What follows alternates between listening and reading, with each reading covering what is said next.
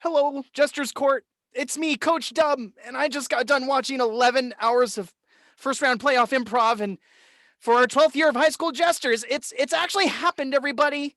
It's time today, right now, in this conversation. Even I'm about to break down what happened in round one, preview round two, and yes, it's time for people to go home. Oh, oatmeal. I'm not excited for this part. Are you? Yeah, I understand. You're right. We should get Kopy in here. Kopy's got to talk to us. Kopy, join us. It's time. Let's face the music. Let's discuss round one of Jester's Playoffs. 2021 edition. Down playoffs. All right. Thank you. Hi, I'm keeping oatmeal. oatmeal. Okay. Oh, thanks for saying hi. He says hello. He's got a British accent. Don't know if you caught that. I'm working real hard to mitigate that. I feel like it's offensive because he doesn't do it very well. He's of course a Quaker. Anyway, let's get started, Kopy. Week one happened. But before we jump straight into what happened, I do want to point out, as I'm sure you do too, that no matter what news you kids are about to hear today, whether your team's advancing or not, you have a ton to look forward to. Kopy, why is that?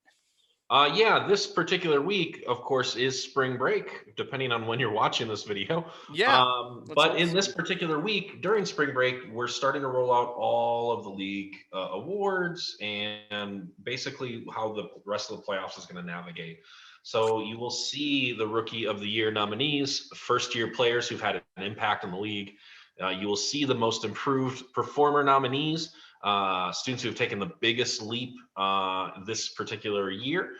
You will see our MVP nominees, which is probably our league's most prestigious award. You'll see our main stage cast selections, which is Those are always basically fun. a big group of students who essentially are at the top of their game. And then Mm-hmm. you will see the all-star selections, which are voted on all year long, every single show. And each team gets one of those. So you'll see all those things this week, no matter what. So if today's your last day, or if this is your last show this year, or if you're a four-year player or a senior graduating, there's still some other things to look forward to. And then, of course, Championship Day. So, Yeah. yeah, Championship Day, which is happening in person. Oh, and I could use this announcement too. Why not? I just found out that I will be able to host a coaches show in person that we Yay. that we will be able to stream live for the league to see. So if you want to watch your coaches be goofy and silly and do it, they were also going to meet in person to do the coaches show, and they're going to do it for you. So Yeah. I just found that out today. So this is the first spot anyone's hearing that. Yo, good news all around for the most part. It's exciting to think that things are slowly creeping towards what we refer to as normalcy. But of course, get geared up for the biggest championship day of our history. Why? Because every year it gets bigger, whether we like it or not. And this one's going to be the biggest because we're finally in person. Everybody can get together and get ready for the best improv of the year, which is really kicked off by playoffs. And, Kopy, this was the first week I made a point to make sure I watched it all. So every single matchup we're about to break down, I have hopefully at least one thing to say for you guys. And pretty much the biggest thing I want to say is thank you for the entertainment of the last 11 hours of my life. I had, well, 12, give or take those extra 10 minutes on everything. I had a blast watching all of you be you. And I'm grateful to you all for the investment you put into this year. The hard work shows. Nobody went out there and looked like they've never done this before. That's because you guys really put your hearts out there. That's all we ask. Oatmeal is grateful too, aren't you, buddy? And what about you, Kopy? Any general thoughts you want to share as I put down Oatmeal? He wants to be a spectator. I've had different people come along and give me their thoughts on how the league should run. And a lot of them will say, skip the season, just do the playoffs, or Mm, don't have a playoffs and just have a seat. I mean, I've heard lots of different variations of thoughts.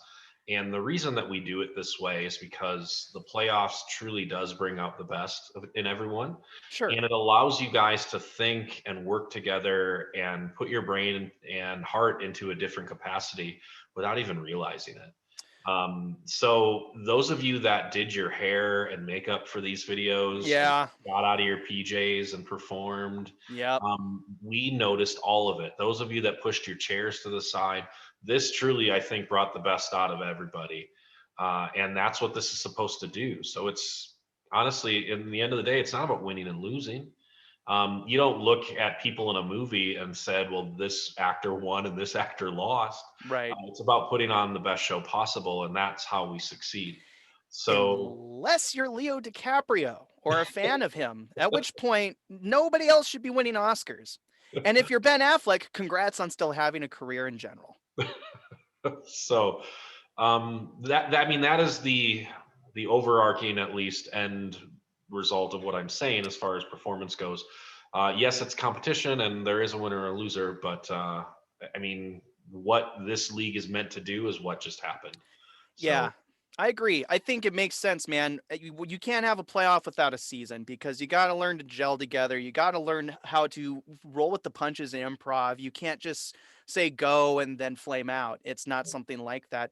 And in the opposite way, having a season without a playoff deletes the purpose, right? The feeling of an accomplishment. So I think it makes total sense. We run it this way. I think you did an amazing job, Kopy. Actually, I gotta say thank you for all your editing, kids. This man, I was over at his house for only one evening of the push, and I felt every sweat bead. I felt every chin chatter. I don't know what that means. I meant teeth chatter. I felt every moment of apprehension you were feeling as you were getting ready for this to happen.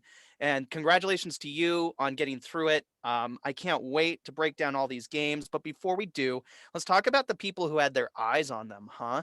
There were 4 judges that were a part of this. And whom are these people who were kind enough to offer so much of their time for you? yeah, so well, 5 judges, including myself. That makes sense. Yep. So these other 4 judges were handpicked, as all the judges are, where I wanted to give the first round about as much of a fair shot as possible. So I wanted to make sure that I had experienced brains who've been around the league long enough, and also have dabbled with doing some of this stuff online Yeah, and haven't been a complete ghost to the online concept yet. copy. Um, so Shots that was fired to some of you. well, sure, and I'm just kidding. I'm just kidding. and I know that there are some people that have just flat out disregarded the thought of doing improv online, as well as even some of our students, right? Yeah, this And is a true thing and an and interesting, yeah. I just couldn't disagree more. It is totally possible, and we just did a lot of it. Yeah, I agree. I agree. The online format has been debunked as a means to entertain people. I think that an attitude is 80% of it and 20% of it is just trying. That's what improv is just trying with style, failing with style, I like to say. So, yeah, So yeah, tell me about these folks who jumped on board enough to take a look at us all. let me at least give a few, just talk about them at least a little bit. So, all 4 of the other judges, and hopefully you can see that 2 of them now, essentially spent 12 hours with me going through all these shows. Here's 2 of them here. In the hat, in the league, he definitely goes by Hat Guy. Yep. He is the coach of Sunrise Mountain High School, has been now since actually I turned it over to him. Yep. So as I was coaching there, I think it was 2014. Mm-hmm. And he's been the coach there ever since. And now Yep. this year with COVID, just things didn't work out there. Yep. So he's done plenty of improv online, just things at Sunrise couldn't work out. Plus, he graduated a lot of kids last year. Ladies and gentlemen, the hat guy, he is Steven Rotkicker. Nice to see him. Great to see Steve be part of this. Yep. And then down at the bottom of the screen there, that is John Hyatt. John is the coach over at Western High School.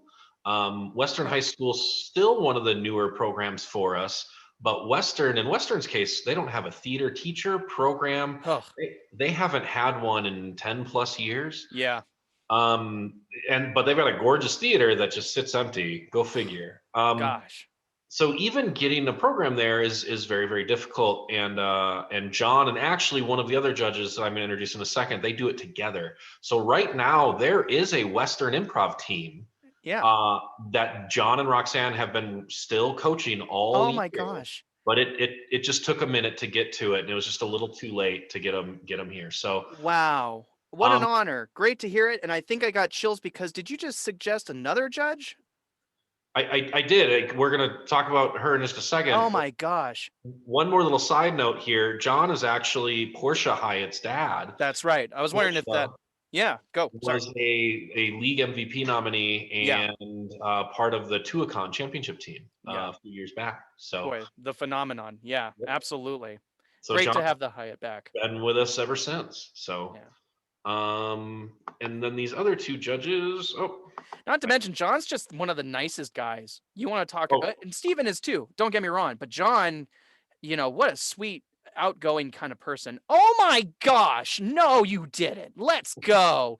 Let's go. Okay, go with her first because I'm already stoked. Let's go. so that's Roxanne Carlos. Wow. Roxanne is a 4-year graduate of Jesters. Yep. She is now, this is her second or third year coaching, Yep. but she coaches alongside John at Western. So the two of them have been a pair now for 2 years. This is their second year together. They work amazing together. It's just, they've been able to form relationships with the kids there. Yep. Roxanne herself is a former all-star. Like she knows this stuff, man. Yeah. Um, and just because of the circumstance of the year, we didn't get the Western team in the league. And it was fair to have Roxanne to come and judge this year. Roxanne, it's nice to see you. Since you mentioned history with the Hyatts, I get to say this is a former student of mine over at Clark. One that the second I met them as a freshman told me that they were going to be great for our league. And I'm so grateful to Roxanne. She's still with us, being a part of what we do. It's an honor to see you judging. I'm so grateful. I can't wait to hear your thoughts. So great, Roxanne. Great to see you. Yay! And another person I used to work closely with over at Del Sol, former student coach of mine, also a full-fledged coach in the league. Remind us all of Bailey McKinney's history. Yeah, Bailey there is a graduate of SECTA. Probably would have been a 4-year student had he known about it as a freshman. Yep. But his first year, I believe, was 2015, 2016. Yep. And he's been with the league ever since. So after he graduated, he's gotten into coaching. He's coached at multiple schools now. He's been the head coach now at Chaparral High School. Yep. Chaparral, of course, is another one of the teams that just COVID was not friendly to. Yep. And he's actually bounced around and helped a little bit with different teams and coaches this year. He actually worked with John and Roxanne most recently at Western. Good. So yeah, getting these four to me was a good range of brains, experiences, but people have been doing it for a long time and know the Jesters model. So yeah, awesome. Also part of one of the most iconic teams in our history for me, and that was the Roman-led SECTA team. Those two boys next to each other, just perennial stand-up folks. Former Jack Elton Award winner, right, as part of that crew, and along with Blaze. And remind me of a fourth name if you've got one. One of the Sagers, I think, Alyssa, right? Not back then. That was like Rodrigo. Oh, Rodrigo! What a sweet soul he was. Yeah, that was cool. Like Rodrigo, Tyler. Yeah. Well, and you said something interesting about the judges that I just want to throw out there for fun. I heard that you said you were the Paula Abdul, which if you're an American Idol fan, that means that everybody else in the group was the Simon Cowell. They were a little harsher than Kopy here, who's watched all of your development throughout the years. So if you're worried that Kopy didn't like you, trust me, it probably wasn't him, huh? Well, yeah. If you guys thought at any point that my scores were too tough, I'm just no. It may not have been me right now. So, yeah, there's a lot that goes into scoring these, and Yes. I know they had the right ideas, temperaments. There wasn't anything that just kind of went over their head. I made sure everything was as clear as possible. I mean, I recorded all of these sessions just in case the ethics committee wanted to challenge me. So it's just, yeah, this was done right. All the teams that are advancing this week, I do believe are the right calls. Like there's no weird discrepancies any of us have with each other. No, I just which is relieving after last year, right? We had a couple of those turtleneck tugging situations, or really the year before that, wasn't it? Well, there was a couple. Yeah, yeah. Well, and that wasn't those were human errors. Those weren't Yeah, necessarily, yeah, ethical errors. anything to do Never. with We're not improv style of unethical. it. So, um, yeah. Before we jump into it, honestly, I think it's a completely fair thing. We didn't discuss this beforehand, forgive, but I feel like tossing it in there. For those who maybe don't get shared their scores leading up into the playoffs, why don't we talk about how these are judged? There's So three each, different criteria, right? We got confidence, yeah, entertainment, and improv. yeah. So each game gets judged in three categories. So that means if you play 4 games in a show, each of the 4 games have a score for each of the categories in each of the games. Yeah. Okay. So the most you can get in a category is 10, 1 to 10. That means the most you can get in a game is 30, There and the we go. most you could get in a show is 120 from one judge. Ah. So the most you could get in a show from all 3 judges mathematically means 360. Mm. In years past, it isn't always 360 because of time and in person and whatnot, but this No. year it's pretty clear cut. It's 360. Boom. Um, so that is, I mean, the easy mathematical breakdown, but essentially what the categories mean is first it starts with confidence. Is everyone that's performing displaying proper confidence? Is there anxiety mixed in? The entrances when we enter, what we Oh, say when we say it, yeah. all of that lends its hand to how confident we are in what we do.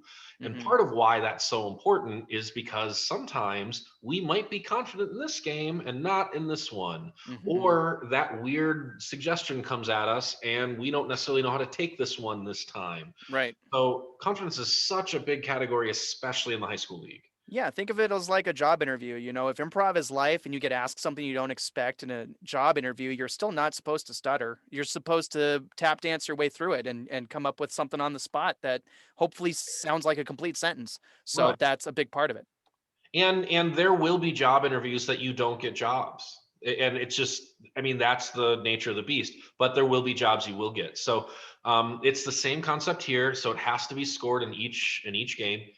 Then there's an improv category, and that's kind Hmm. of lumping together your nuts and bolts that you pretty much work on every day. Yep. So your yes ands, your scene works, your story arcs, your characters. I mean, timing, all those kind of things come into play when you talk your improv category. And then last is entertainment. Entertainment to me might be the toughest category Yeah. because how do we entertain someone? I mean, in years past, it's been easy to tell that if a judge is grabbing for their cell phone in the middle of a game, we Yeah. probably don't have that judge roped in, right? Stinks. Um, that's the example that I like using. It rarely happened, but that is just an example of what I mean. Yeah. So now, especially doing this online, I mean, anything can hurt that entertainment line. Yep. So anything can slow us down, from a technical glitch to sitting in our chairs to, I mean, anything can interrupt that. Yep. So we got to bring it. Yep. Um, and we want to entertain. So But we did bring it. And that's the biggest thing we want to say, guys, is we're just about to jump into our show breakdown. Every single one of these 22 teams that we're about to break down brought it. And congrats, kids, one more time. One more time in this second. Let's have a moment of silence for our final several moments as a full league. Here we go. this will be tough. A lot of emotions this week going through it, even judging. We're gonna say goodbye to some 4-year players. We're gonna say goodbye to a lot of great kids this week. And thank you for all your years, because just know how much I appreciate you, and you can call me anytime. Yeah, So you man. know what? This is a good plug. Any of you seniors that want to coach next year, call me now. Please. Yep. So We need you. We want you. We appreciate all of you. We're going to miss you guys as we go. This is our final sappy moment, maybe. I don't know. It probably will happen again because I'm a sappy guy. yeah. You're Kopy. We know you cry. Let's do this. Let's try it. How about this? I understand you have a presentation of sorts. What's this about the second round bracket? I'll show it when we announce it. Okay. Well, if you remember the bracket, kids, from week one, I can pull it up if we want, but I don't think we need to. How about Eldorado and Clark? We're gonna jump right into the first matchup right there at the top of the card. This is one that I actually watched last on purpose because the winner is facing Del Sol, and I wanted it to be like my cookie at the end of it all, my dessert, so I can understand what we're getting ready to play with. We're excited to play with you, Eldorado or Clark. Just want to tell you that. And this is a show that, for me, made me smile in my heart.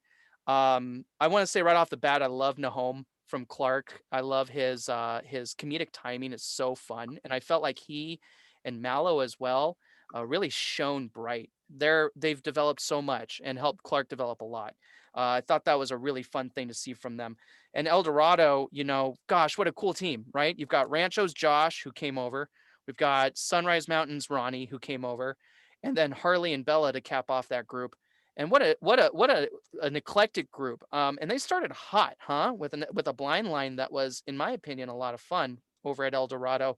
I'm kind of a big deal. What a nice presentation there. Good leading into these lines. But let's talk about it. I'm sorry, I'm stealing thunder. What do you think? No, it's fine. I mean, this is a rematch from week 7 of the season and a very close week 7. Hmm. Like I think close enough to where both teams were maybe a little nervous about it, or at least the coaches were, Coach Eva, Coach Durrell. Yeah. So I think they wanted to up that game and try and even outdo what they did in week 7, and they Hmm. did. Yeah. I definitely think they did.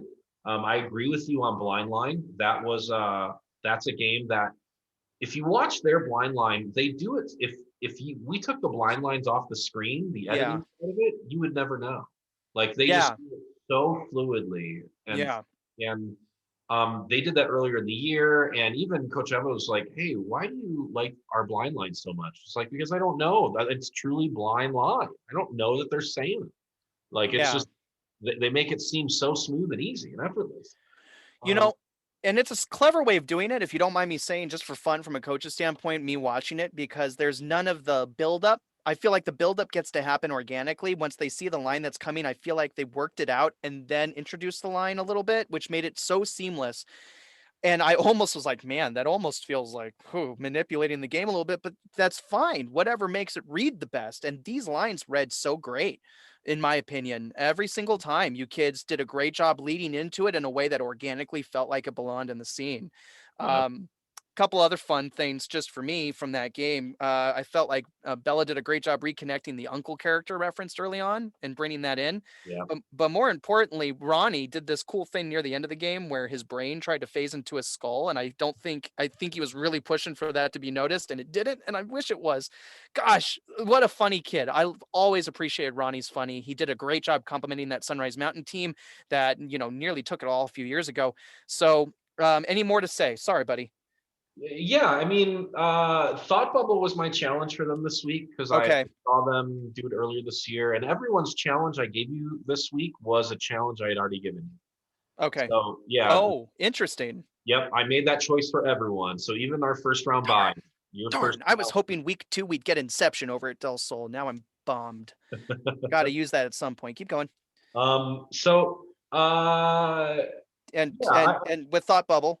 I was happy with just about everything both teams did. Now, Okay. what I have to talk about, which if any of you watch the show online, Clark's final game, Yeah. unfortunately, could not be shown because of Yep. copyright. Yep. I It's a I took stranger thing, I guess. yeah, I took 8 different attempts to try and find a way to hacky like post this darn game into the show, and I'm just not good enough. I don't know, but they did a game of dubbing where they dubbed over a scene from the show Stranger Things. I see.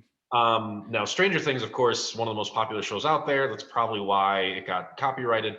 But I wish that anyone else who saw the scene can back me up on this, but it was awesome. Oh man. Like Oh.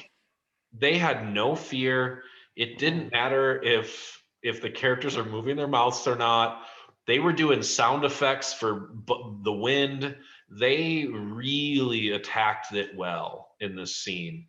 And unfortunately, there's only a handful of people that have seen this scene, but it Yeah. had to be judged because it was a part of what they submitted.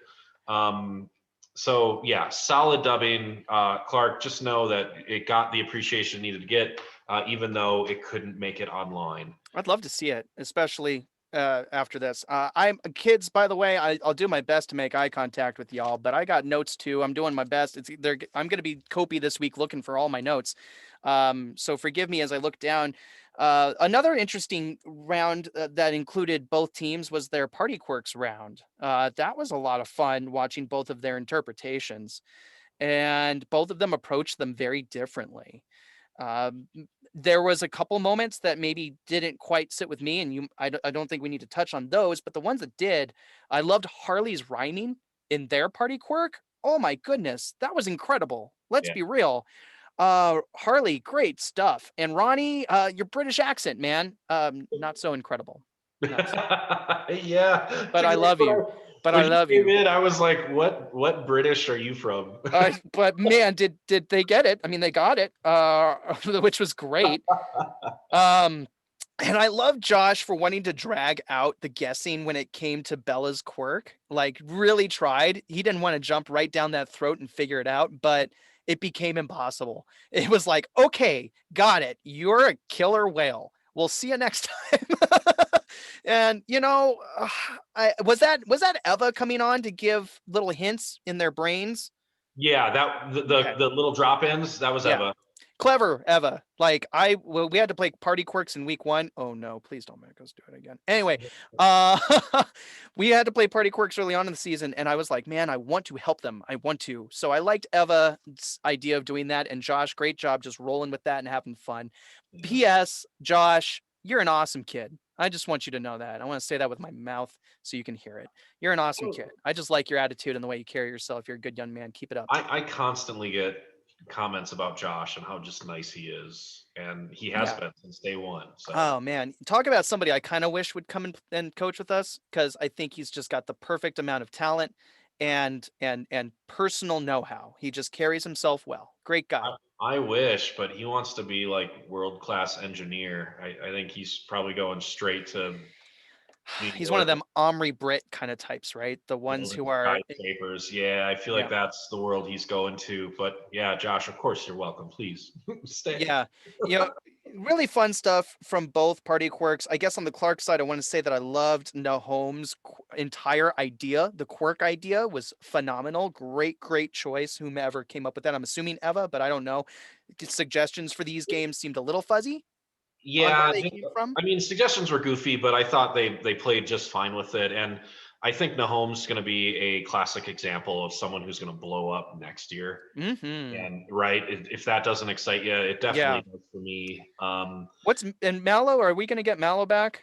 Well, as a senior, Dude, so Mallow, then, I hope I'm just put that name in your head. I hope. I don't know if it's too late, but I hope, because Mallow's done incredible, intelligent, connected work every step of the way. yeah. Every second I've watched Mallow do stuff, it has a point. And And boy, then cool stuff from Mallow.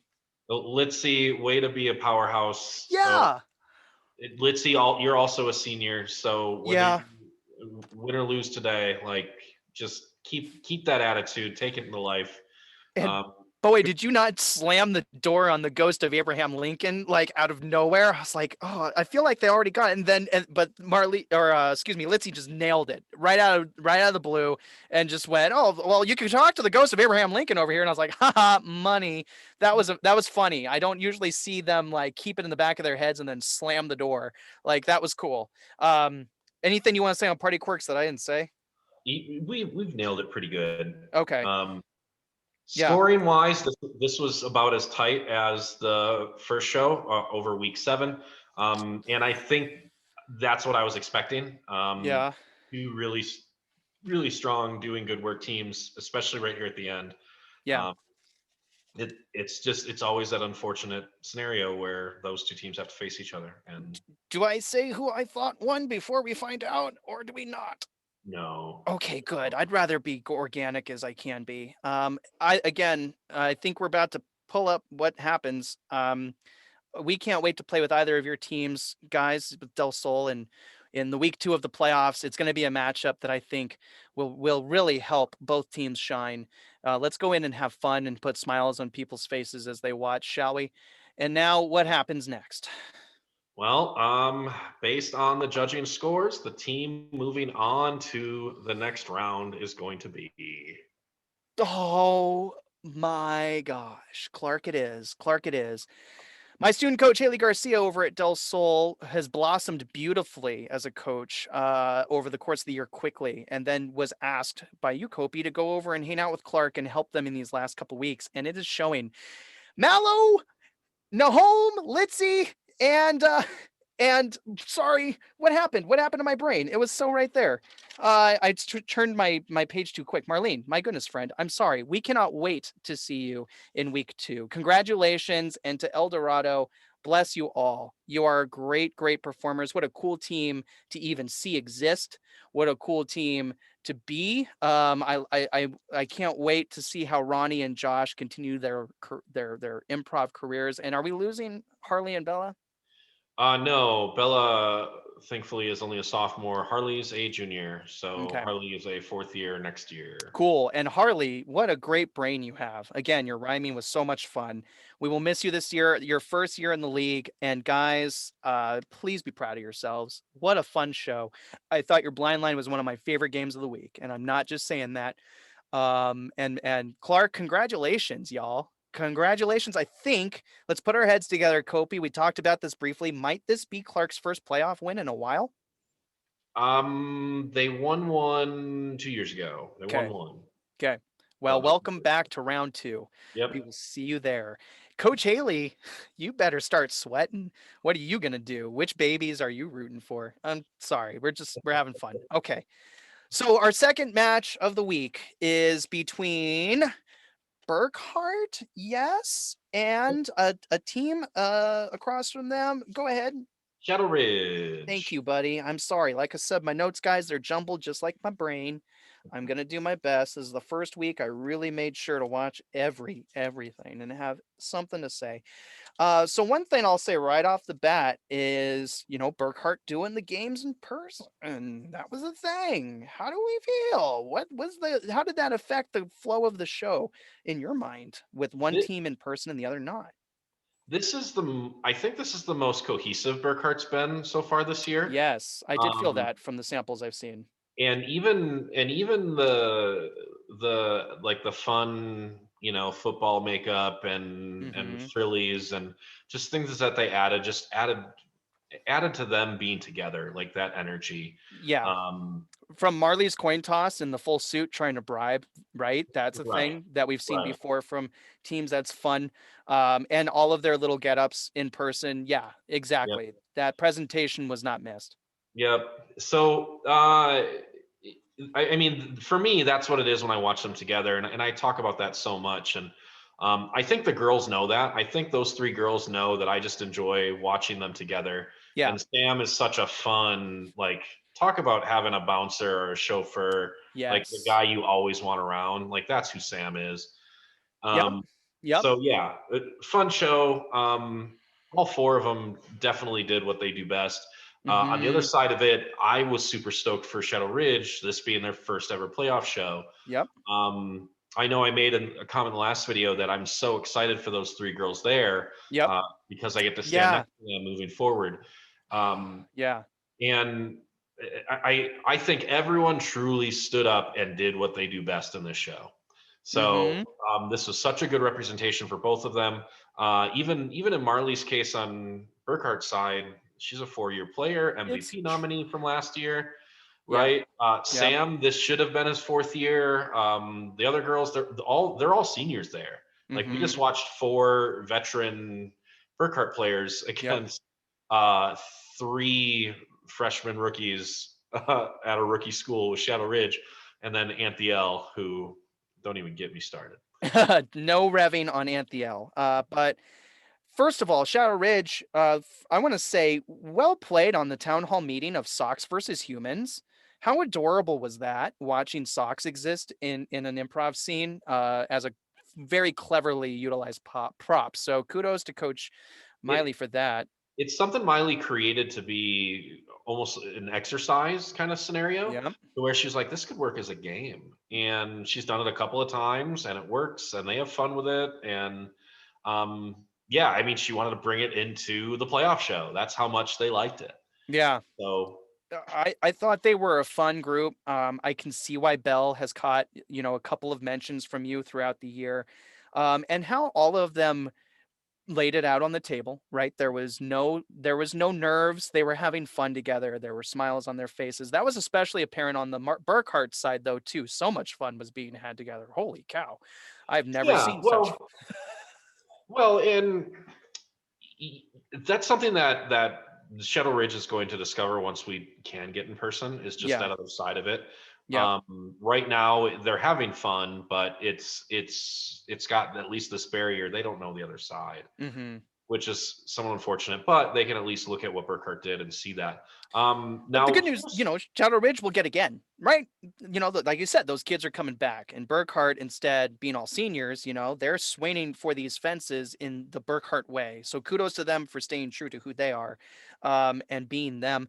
Yeah, Marley. I mean, what can you say? This is a student who, without a doubt, has the chops to handle anything at any time. And I think that confidence has really shown. Molly has advanced from week to week. I remember watching some Molly the week before, and this week felt really glued in and connected. Bailey has got a lot of that kind of stand and deliver, straightforward comedian sort of poise. And yeah, Sam's swagger's tastic. Reminded me a lot of some of the male powerhouses we've had in the league who just kind of flashed and left, like a Royce or an Anthony or Sam from DO a few years ago. Remind me of them a lot. And of course, Duke comes to mind, or excuse me, Donovan of Cimarron from a few years back. So yeah, Sam, it was a perfect fourth presence for that group. only a couple of people will know this or understand it, but honestly, Sam reminds me of Spiro. Okay. Yeah, Uh-huh. only a couple Sure. people will get that one. Just Sure. he's got it, man. He's good. Yeah, absolutely. And again, a great fourth for that group. I really don't have a ton that I really wanted to say about this, except Well, I thought, go ahead.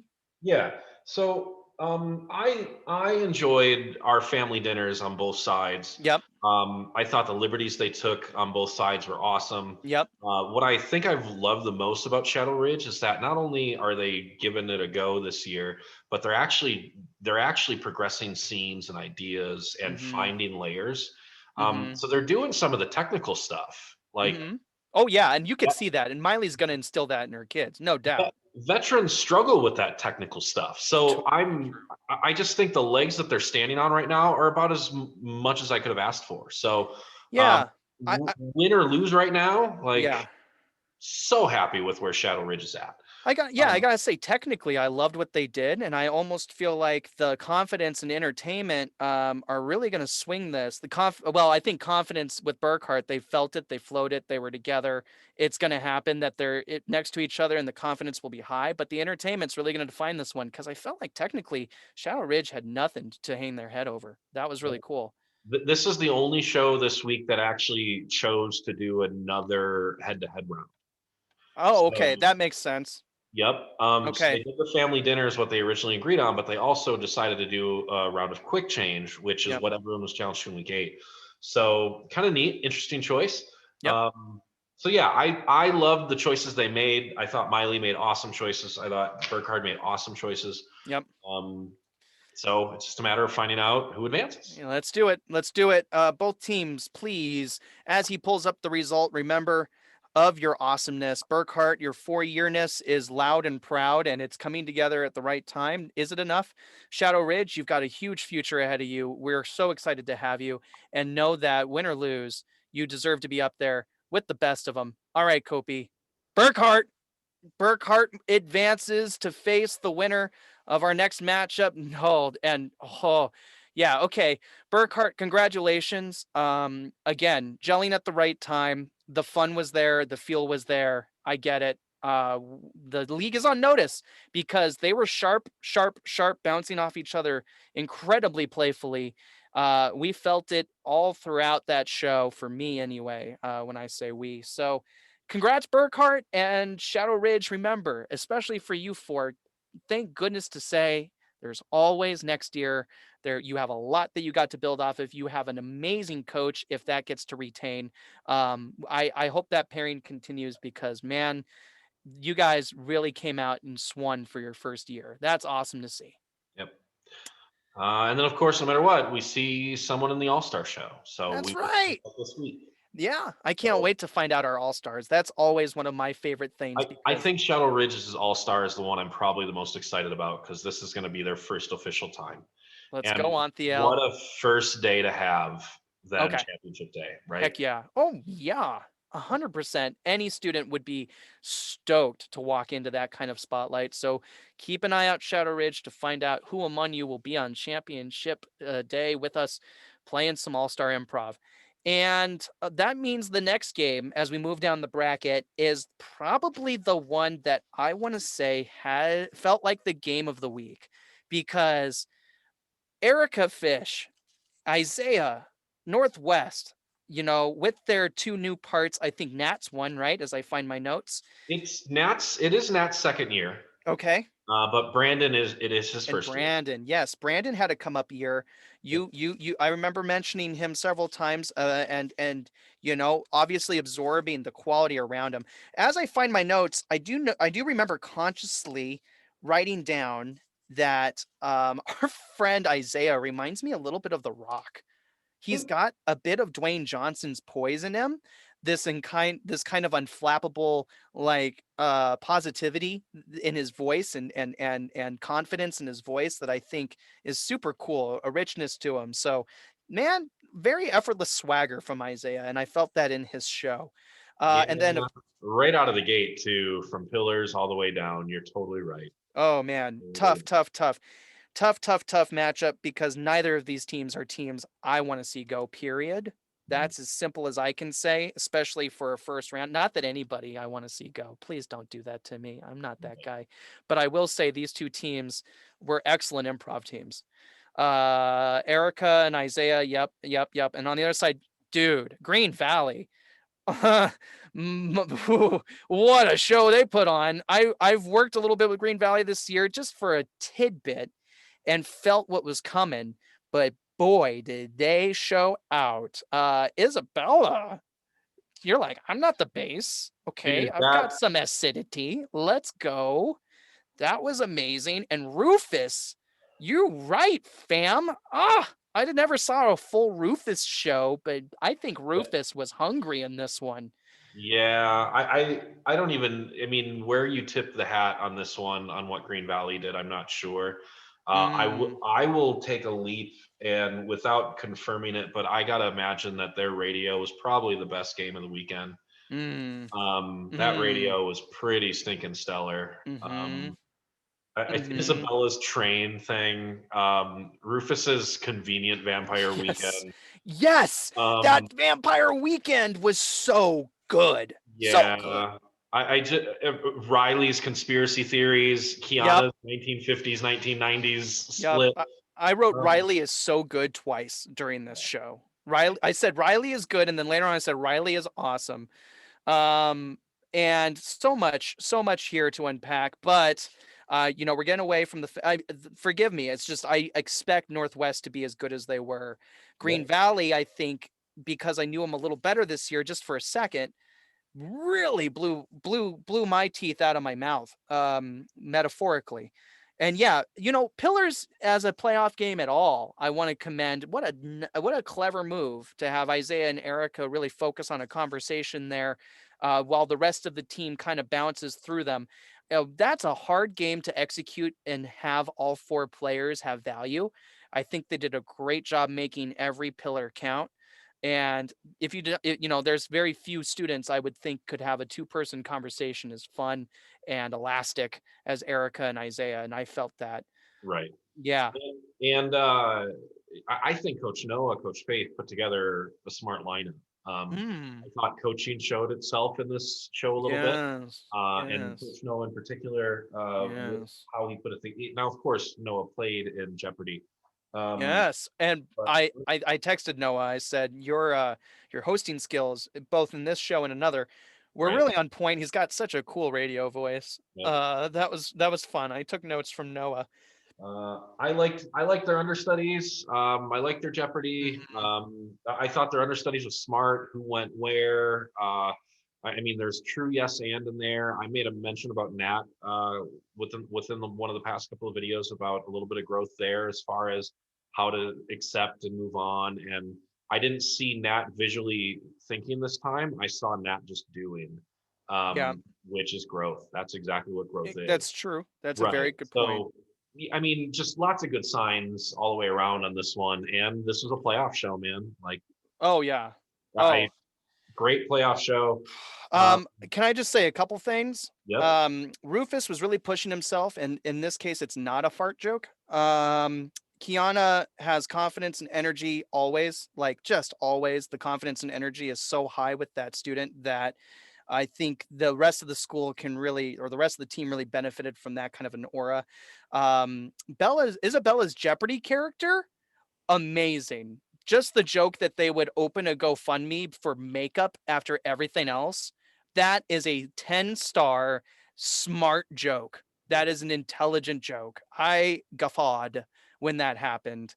Um, I loved her close in that too, where at the very end, yes, like, what a yes. brilliant way to close that character. Yes, it was great. Really fun Jeopardy on both sides. Absolutely. But one thing about Northwest Jeopardy that I want to point out is that all of them were physically moving leading into it, almost like in slow-mo, and that they were called out by their actions, to introduce themselves.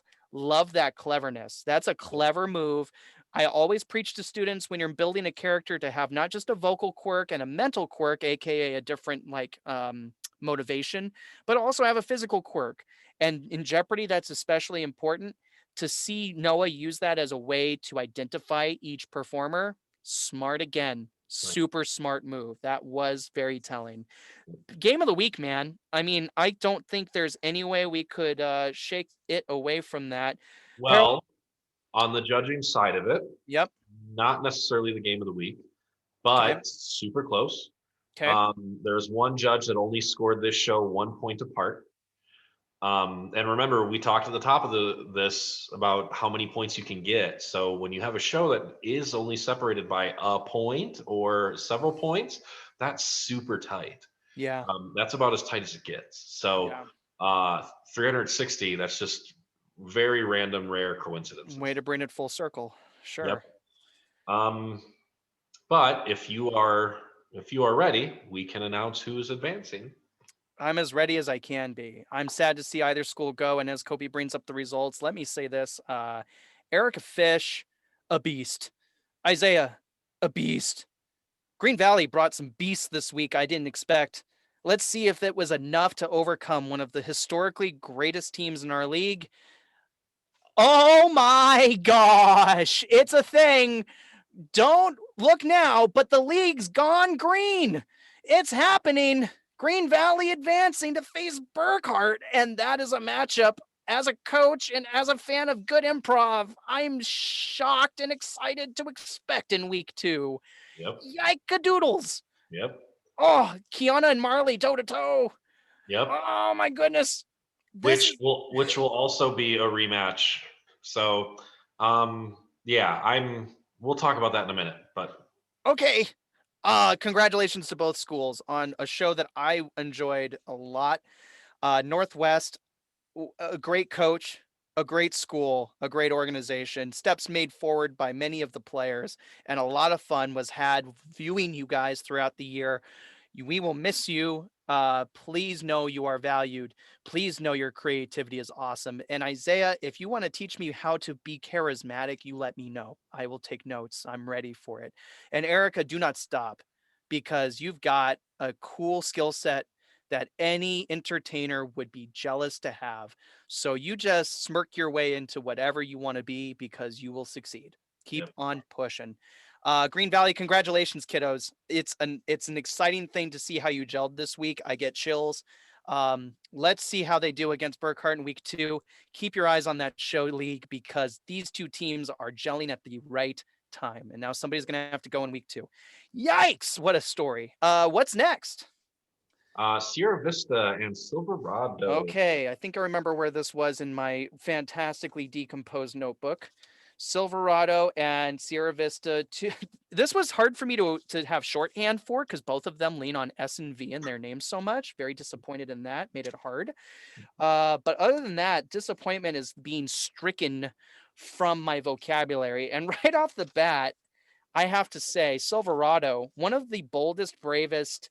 I've said it before. One of the teams that understands comedy a lot. I would say, but this week blew me away with their fantastic customized intro. Anybody out there who plays Grand Theft Auto, a video game series that honestly, if you're under the age of 18, you shouldn't be touching, you would be a huge fan of their intro because there were all four Silverado members in full silhouette and regalia, edited in cell shaded form, just like your opening to any Grand Theft Auto game, complete with a loading screen and a loading bar at the bottom that enhanced with every teammate's introduction. What a There cool was, wisp. unfortunately, there was more to that video. You're kidding, Yeah, it's just they gave me like a 2 minute intro, and I couldn't right? put a whole 2 minute intro video on there. Okay, I did have some interesting moments where I could tell it was edited a tad, so interesting. But what a fun intro! I mean, Yeah. Silverado is one of those teams that are they all four seniors? These four? No, Nick, of course, Yep. which is so weird to think of that. Yeah, Nick's a senior. And then they got a couple more. I think Seth is a senior. Seth didn't play in this show, and I'm not quite sure what year Ian is, but Nathan and Parker are not seniors, which is good news for Silverado moving forward. Yeah. Oh, I agree. Nathan has adopted plenty of Nick to Yep. carry forward, and Nick is, like I said, pound for pound, one of the funniest kids I've enjoyed. I remember when Nick was, I had that moment of coming back to earth because Nick, I remember when he was a freshman and he and Troy, another stalwart of Silverado, were over at Del Sol with me, workshopping a game that would, I think, eventually become Brought to You By, Okay. and a word from our sponsor. They both kind of spurred off from that idea that day. And Nick, I mean, one of those kids who's got swagger, but I want to get it out of the way and say one of my favorite smiles to see on stage because the kid doesn't let anything phase him. He's so himself. And Silverado really fed off that energy for this one. And another team that played in person and took it to a lot of different places, didn't they? Huh? We had a All year. we had an aquatic survivor. Yeah, all year. So yeah, those of you that didn't see it, they played Survivor in the pool. Like I'm not making that up. Oh my Um, gosh. and you know me, Warren. So I do they, they occasionally. did they did three of them were in the pool, but Parker was out of the pool. Yes. I wanted Parker to be the last one so bad. Mhm. And I I heard you was say like, this. I was like, why I wanted to throw my monitor when Parker was voted off the island. Mm, it's the gimmick, man. It's the Yeah, gimmick of the game. It yeah, makes sense. As a creative mind, you want Parker to be the fourth to see if he gets on the water. That yeah, is a metaphor and a literal statement with the case of this game. yeah. Um, and they also played instant soap opera, a stab that's brave in the playoffs Yeah. because it's not a game that many have experimented with Copper this was year. my challenge. Soap opera was your challenge. Yep, So this instant was their copper. second time playing it this year. Yep. How did it read compared to the first? A step up? I'm assuming Uh, yes. I haven't pulled the score to do Okay. the comparison. However, it's not just my score; it's all the judges' scores. Yep. True. Um, you know what? I think it was a testament to their whole show, Yep. and just their willingness to be goofy, have fun. It's not unlike Burkhart's show, to where just watching them together is half the battle, half the fun. Right. Um, Right. I Right. mean, why does everyone watch Adam Sandler movies? Because it's just him and his buddies over and over and over again, and it's just Total. Yep. fun to watch Yep. and talk about one of the richest men in the world, Adam Sandler. Oh, So, yeah. These guys have that chemistry and that swagger together. As soon as they're all graduated, you guys can just go start your own improv crew. Want to just let you know you'll be welcome to and do that. they might. They should.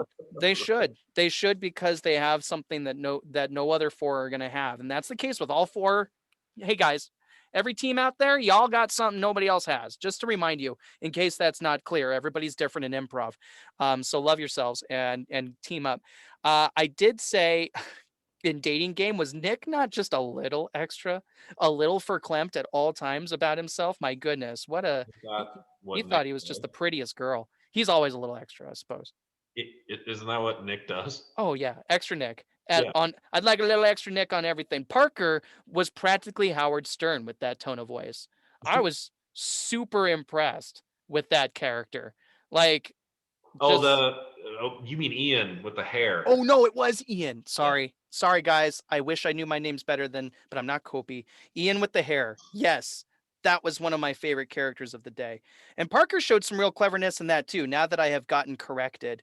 Parker was I won't remember the character, but very clever in that game as well. And then, of course, across from them is a team that I hold very close to myself because I coached Viv and I coached Misha in their sophomore years. Now they're seniors. This is their last stab at a playoff run. And the first thing I want to say about Sierra Vista is bravo to how they gelled together for this one, Yeah. how they knew each other's roles. And Misha, you're a wonderful maestro. I just got to say that now. You're a wonderful core for any group of performers because you truly can do it all with anyone. And I just loved your poise in this one, Misha. It showed. And Rowan is funny.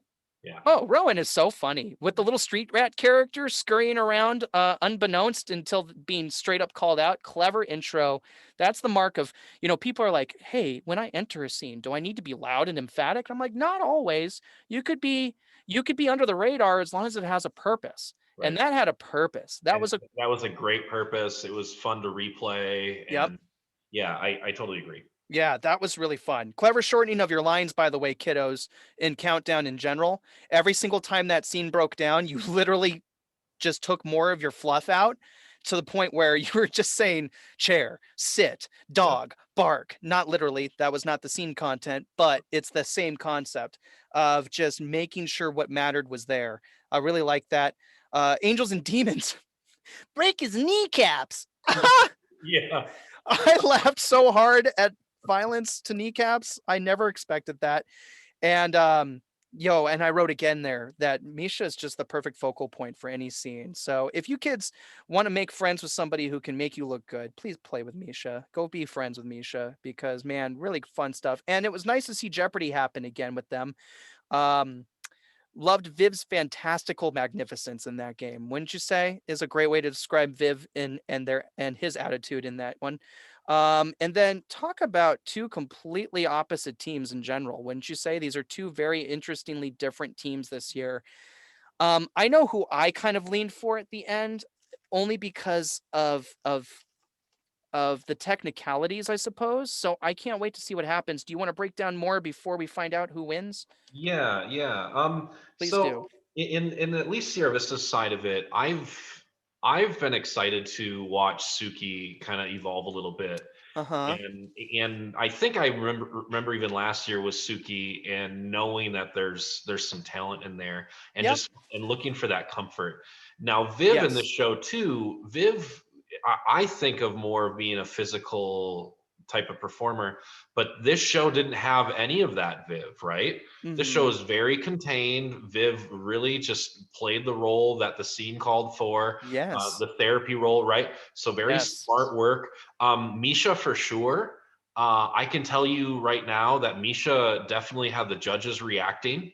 Oh, yeah. So all of your comments about Misha, I saw it. I saw the judges. Good. We talked about it, broke it down, and yeah, you're a million percent right about Rowan. Rowan is being happy and comfortable being Rowan, and the more you do that, Rowan, the more you're going to do good work. That's a Um, lot of percents. Thanks. yeah. So here's what I will tell you from the scoring side of it on this one Uh-huh. is that it was a split. Oh, So no. the judges split on this show. Uh, This is one that's so close to my heart. Oh, yep. no. The judges split. So there are more like of these kind of things to talk about as these shows go on, but this is Yep. our first split in This of year's bracket as Kopy, is this happening? Is this really a moment? Is this where either oh my god. I'm sweating, guys. I'm really sweaty because um Misha And Viv, thank you for my sophomore year with you kids.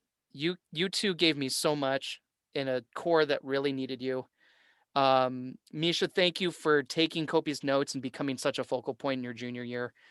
Viv, thank you for developing who you are and giving that to our league. You're a most improved nominee from the past because, man, did I believe a student wasn't going to find a place outside their shell. And boy, have I been so beautifully mistaken. I'm so proud of you. Nick, thank you for what you did for our division, our classic one, because Silverado and Del Sol love to play each other. Thank you for your creativity and how you've so effectively passed down so much of yourself to future generations of Silverado, because this was the Nick show this year. Um, it's incredibly painful to think one of these teams is done. Are we ready? Um, yeah, one more baby note. I do think Coach Song deserves a pat on the back. I think Song, with trying to get to know Vista this year and Yes. just how different it was, Yes. I think Song put together about as strong and as good of a plan as she could have in Yep. making this one work and execute. Yep. She set those kids up and they delivered. So let's see who's advancing to the next round. Yeah. Yeah. I guess let's do it, man. I don't even want to look. All right. I'm ready. Yep. Both teams, thank you so much. Creativity all over the place. Truly a wonder to behold both of your different approaches to improv. And now, the team advancing is going to be, oh, my heart. Oh, home on the range. Oh my gosh! What is happening? I'm turning down my gain. I need to do it. Oh my gosh!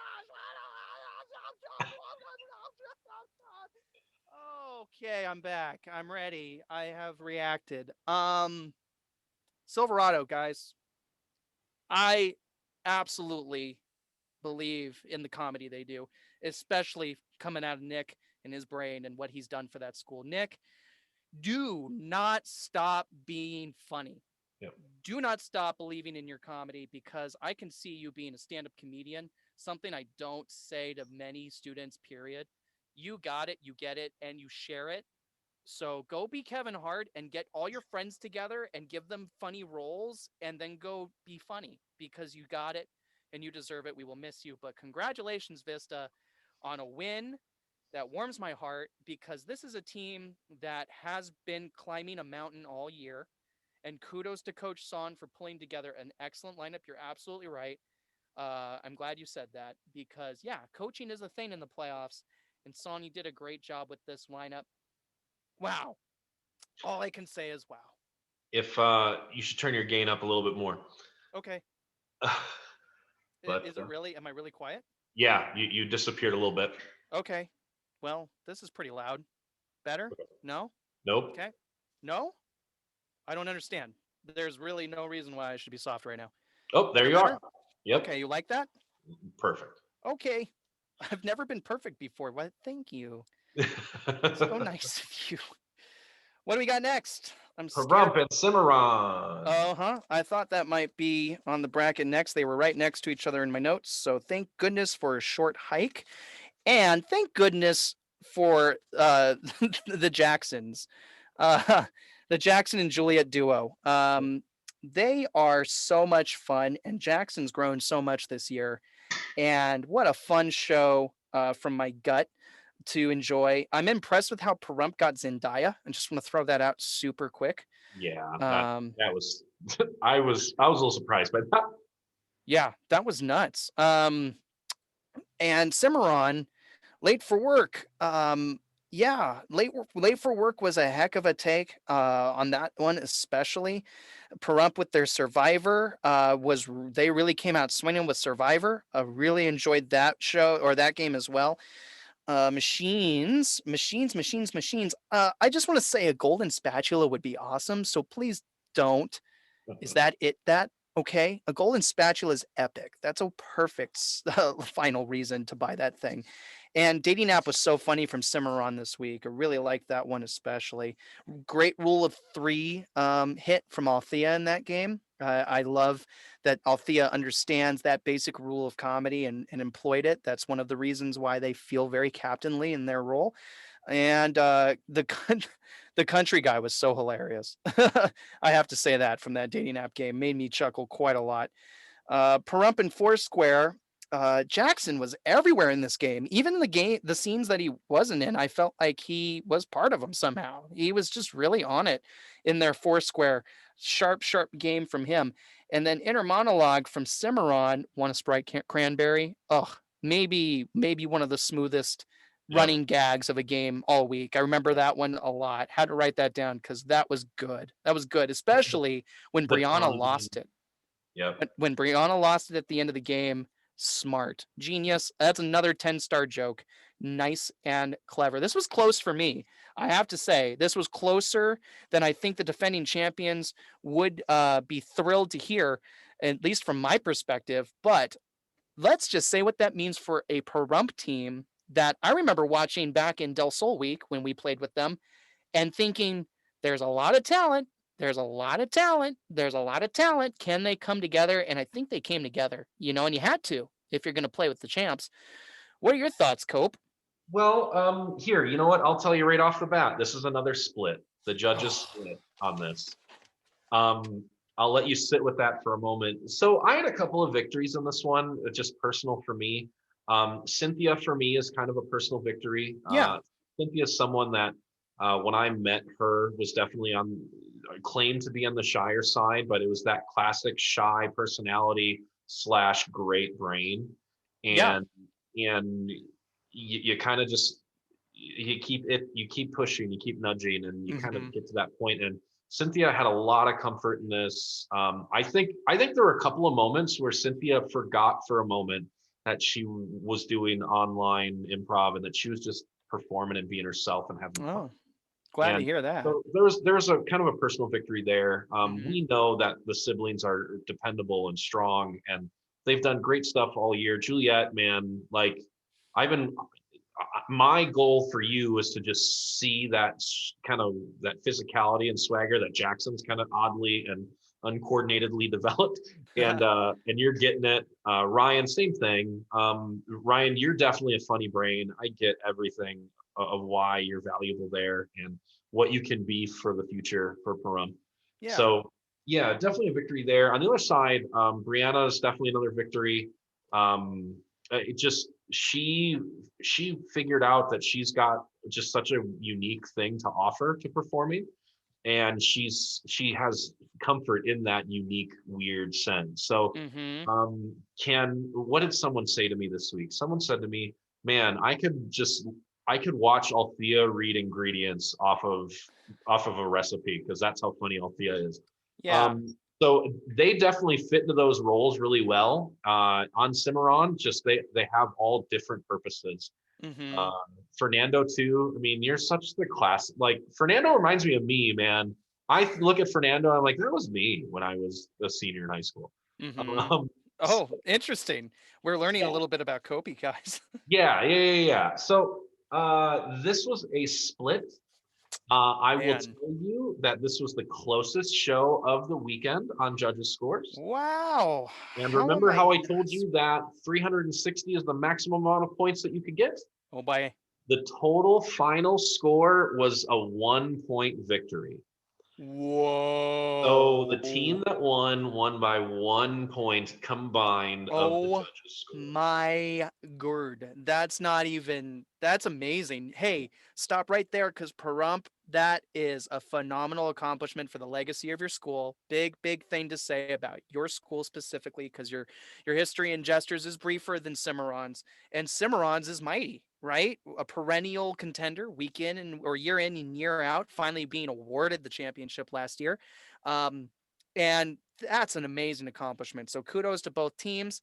And yeah, I had a lot of fun watching this. There's a lot of likability from both squads. I've always appreciated Althea for sitting down and being a huge part of critiques for me and with me in the past. She sat there and absorbed what I had to say to Del Sol in one of our playoff shows years ago with Rancho, and that was when she was with Rancho, but was there to support Desert Pines, Coach Alex's other school. So Althea is somebody who loves, breathes, and drinks improv. Please, again, do not lose that because I think it's a happy place for you, and we want you to stay in your happy place. Um, and then on the other side, Jackson is probably the person who comes to mind first for Pahrump if we're saying goodbye.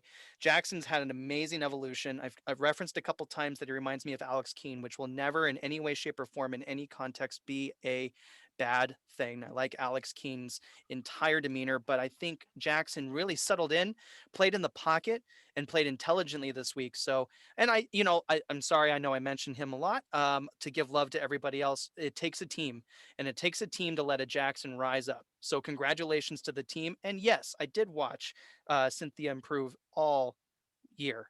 So that's a real thing. From the first time I saw Cynthia play to the most recent, I think there was an exuberant amount of progress. So neither team needs to hang their head. But this is the question, man.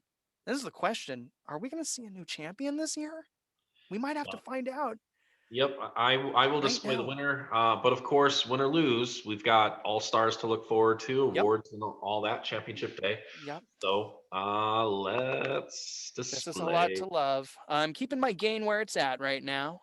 I hope I sound well and good. Yep, you are good. I'm not gonna scream as loud for this one, I hope. Oh my god! I'm just kidding. Cimarron, congratulations. You get to continue your retaining efforts, but Pahrump, absolutely a victory for your school. Absolutely a victory for your team. Remember 1 point. And by 1 point, Ike, listen, I lost a medal in Skills USA when I was a high school student by 1 point. It hurt, and it's a thing. But boy, do I feel good about fourth place anyway. So please, please go and feel good about this. Be proud of yourselves and go back and keep doing great improv. You guys are so funny. We ask you to stay. We promise. Let's advance. Who's next? It's getting harder for my heart, but Team I'm Adorable and Spring Valley. Oh no, no, you didn't. No, you didn't, Kopy. No, no, I'm not talking about this one. No. Um, this one's weird. For me, specifically, do I get to say why? Nope. Okay. This was a phenomenal show.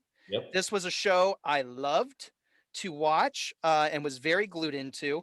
I think another very balanced show. I think another show that had its ups and stars and no downs come to mind immediately, but I do need to find my notes. So what was one of your favorite aspects of this show as we stall for my notes? I thought on paper this was going to be one of the best ones of the weekend. Hell, Um, I mean, I heck yeah, sorry. I Forgive even us. prefaced that with the judges going into it. Yeah.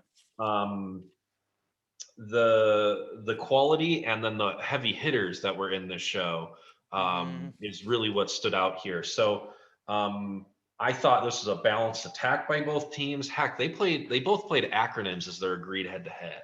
Okay. Which to me Yes. is basically like both teams saying, "Hey, we're going to put ourselves out there individually and see if we can't be flashier and try and win this one." It's very true. It's very Um, true. so yeah, I mean, top to bottom, I mean, I've kind of raved about Kaylee this year for Uh-huh. Centennial as she deserves it. Um, and Mackenzie coming back kind of Yeah. in amazing form. So getting to see them together and playing together and Gemma in there and Kyle is Mm-hmm. also a senior. Yeah.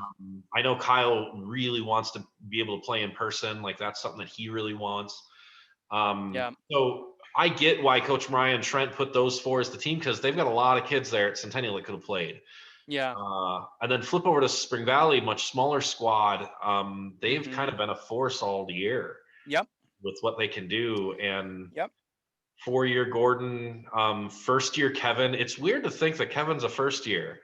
Like there's some comfort and just genuine nice guyness that comes off in everything he does. Okay. Um, Yeah. Gordon? Gordon. Kevin, Kevin and Kevin. Gordon, if you ask me. Oh, for sure. Yeah, Gordon's always Gordon's been the guy to literally lend his tie to you. Um, first thing I want to say is the chemistry from Spring Valley really stood out to me. That was phenomenal chemistry on display. And M has been somebody Del Sol played them in week one. And I remember going and looking at M and going, that is a wow, talented improviser. right. And and M has blossomed even more so and in this show, just a cool fire flower, like spitting Yeah. out fireballs everywhere I look. Strong, amazing Nonstop. improv, great get up too, Yep. standing and delivering. Yep. Loved seeing that. And there's a student there, Adina, that was an amazing focal point for a lot of what they did, I have to Yep. say, and I felt like Adina could be friends with Gordon and M if they're not already in a big way, because their chemistry really shone out as a trio for me. It, Um, I mean, all the way around, all four of them, man, just yeah, they picked up each other's sentences. I mean, they yeah, just there was no weird, awkward, my idea mashed with your idea, and we got to figure out how to get through it. It was just all linear, going forward, yes. creating context. Yep. Like, Yes. you The know, context. they could have broken up some of that into several episodes on Netflix. Like, it's just Yeah. that's kind of what they've been doing this year is that same kind of stuff. And Coach Noah's been driving that bus really strong. Coach Megan, um, they know what they're good at, Mm-hmm. and they're playing that card, man. And they definitely did in the playoffs. I think they knew coming up against Centennial was going to be tough. I think they know the love for the two girls at the top with Centennial. I mean, Mackenzie, main stage performer last Oh year, yeah. 4-year player. So I thought both teams put it probably as their best foot forward as they could have, Mm-hmm. as we've been asking of everyone. And unfortunately, one of them has to go home. Yeah, it's a bummer. A couple thoughts just to throw them out there for fun. I felt Spring Valley's scenes were very grounded in reality, something that I think is hard for high school level improv because it requires relatable storytelling. And relatability can be a struggle for any improviser to create because you think you got to be funny. So where do you go? You go to all these outer space places, or you mix your highs and your lows. You're really being I guess the word is polarizing with the way you make your scenes. I didn't see that with Spring Valley. I felt like everything they did was from a relatable start point and got to a satisfying conclusion every time, and that's a big deal for me. um Yeah, Acronyms, Centennial's acronyms was beautifully done. Super top heavy justifications. I love how they would lead into their character first and put their character into perspective of what they were using their acronyms for. That was an interesting, different way of justifying these acronyms, and also gives you a lot of extra time to figure out what you're going to do. Clever, clever. I'll yeah. remember that. I'm going. And even to carry on that note, I think that's part of why Mackenzie and Kaylee are so good. They have that just natural way of taking some, like, just all the same things we said about Misha before, cut and Yeah, paste, put it in for Mackenzie and Kaylee. yeah, yeah. Um, it's in that skill set. And Kyle's a live wire, and I'm happy with what they like. I know, I'm sure at some point Coach Mariah and Trent have had to say, hey Kyle, like, let's funnel that live wireness into this. Mr. Pringle, Mr. Pringle from Right. acronyms. Trent. My goodness gracious, Trent. That reminded me of your awesomeness. Yeah, I'm grateful that a school has Trent. Period. yeah, And the vocal quirks in that game, by the way, really stood out to me too. I love vocal quirks. You could do it in any way, shape, or form. Just do yeah, something different. It's fun. yeah, Really liked it. So, and the cut and paste, nice to see cut and paste make the playoffs. yep, And the way that they played it was cool because the students were their own copies. right, Very intelligently called. I like yep, the way that game was called. Kudos to Coach Mariah. yep. Um, in Spring Valley's deleted scenes, though, another example of amazing flow. The flow from them was really on point this week, and flow for me may have been a deciding factor when I circled which team I circled. I guess that spoils my thought. What else Well, shall we say? yeah, I mean, I'll show us who's advancing here. Here's what I'll say is that I believe that the judges' scores were on this show probably the most, or the closest to being the same, meaning Judge One's scores were very similar to Judge Two's Oh, and interesting. Three, as opposed to just this Oh, giant wave. Some of these okay, shows have just giant waves of opinions. okay. This this show seemed to be pretty consistent across the board. But one team is advancing to the next round. We're already Um, 2 hours into this, aren't we? yeah, I told them in the coin toss that this show is actually a great first round matchup Yeah. from a few years back, and it's kind of cool to see them do it again with a whole new cast and crew. But I don't think they disappointed, just like that one didn't. So Nope. No. um, let's show you. That's not how I. Gordon's such a cool case, man. Coming out of Bonanza, looking for a home this year to do his improv, and he found it, and he found a great team around him. Gordon, you've been an awesome part of this league, and somebody that we will miss if this is your end. M, truly a shot firing kind of year. Truly, just an amazing performance from you. And the Uh, best news there that M's a junior.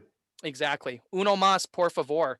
Adina, a solid, amazing, stable, foundational kind of performance. The kind of thing that is rare to see a student achieve improvisationally at this level in high school. Like, wow. Like, truly an amazing show. And Kevin, doing everything as a captain and as a teammate that you could do to really help that team sing. Mackenzie, it was lovely to see you uno more time. You've got such a cool personality, a sunshine that draws people in about your performances. The heart of Team Adorable needed to be there, and I'm glad you were. And the team as a whole, I think, performed better with that aspect in place. So I can't wait to see what happened here. Let's do it. Let's do it. I'm ready. If you want it to be. And the team advancing is Spring Valley. Wowdy doodles. Holy canooty. This is good stuff from Spring Valley. A complete team performance in week one. It felt that way. I was appreciative to see such quality improv. And guys, truth be told, I feel like Spring Valley is one of those snoozing sleepy picks. One of those strange, like, these may be all they've got, but they can go.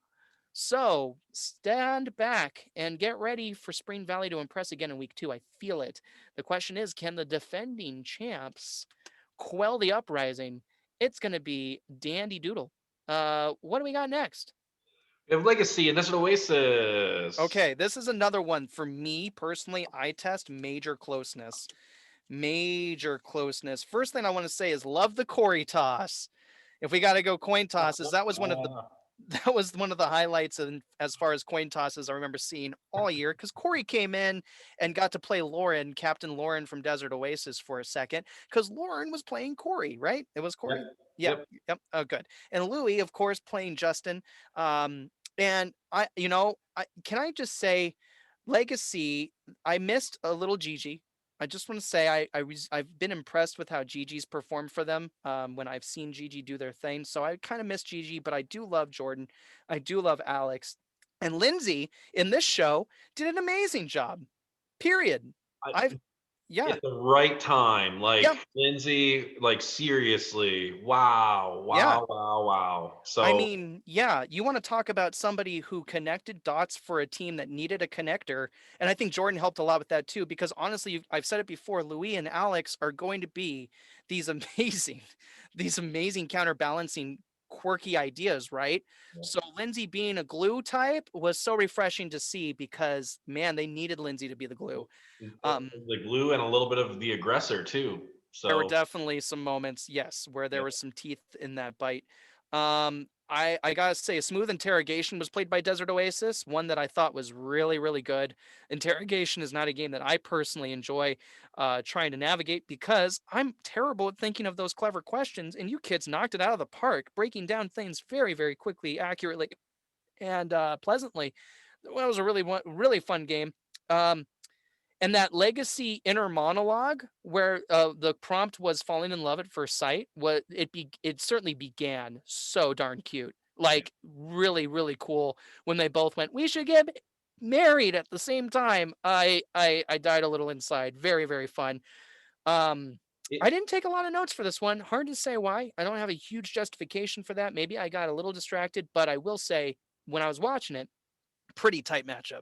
Pretty I tight matchup. gotcha. Maybe the biggest note is Legacy performed together in person. So, which Yes, was that a was the first thing. for them this year. Yep. Not even just that, for those of you that want to feel good about stuff, they performed at Legacy. Yeah. So they were at school filming their show. So Masks on, doing it the way CCSD would need. yes. So very So good. Very good. hallelujah. Yeah. Um, so on both sides, I also super happy. I know with Desert Oasis that this is exactly where I wanted them to be at this point. This is what I envisioned. This is what I wanted. This is what I felt so strongly Corey could do. And Mm. Corey did it. So Yep. Corey, you know I love you. I'm so happy that this is where you are and Yeah. this bond is there. The kids are responding to that. The chemistry was really there for them Yep. too. And it's only going to get better. So it's just going to keep going. And you are graduating one senior. I'm pretty sure it's just one.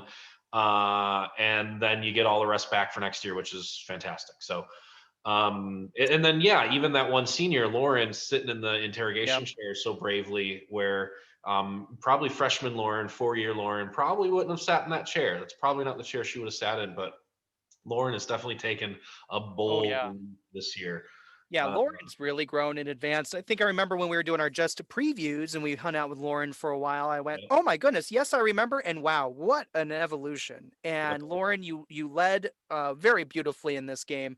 Melissa also stood out to me, if I can recall correctly. Oh yeah.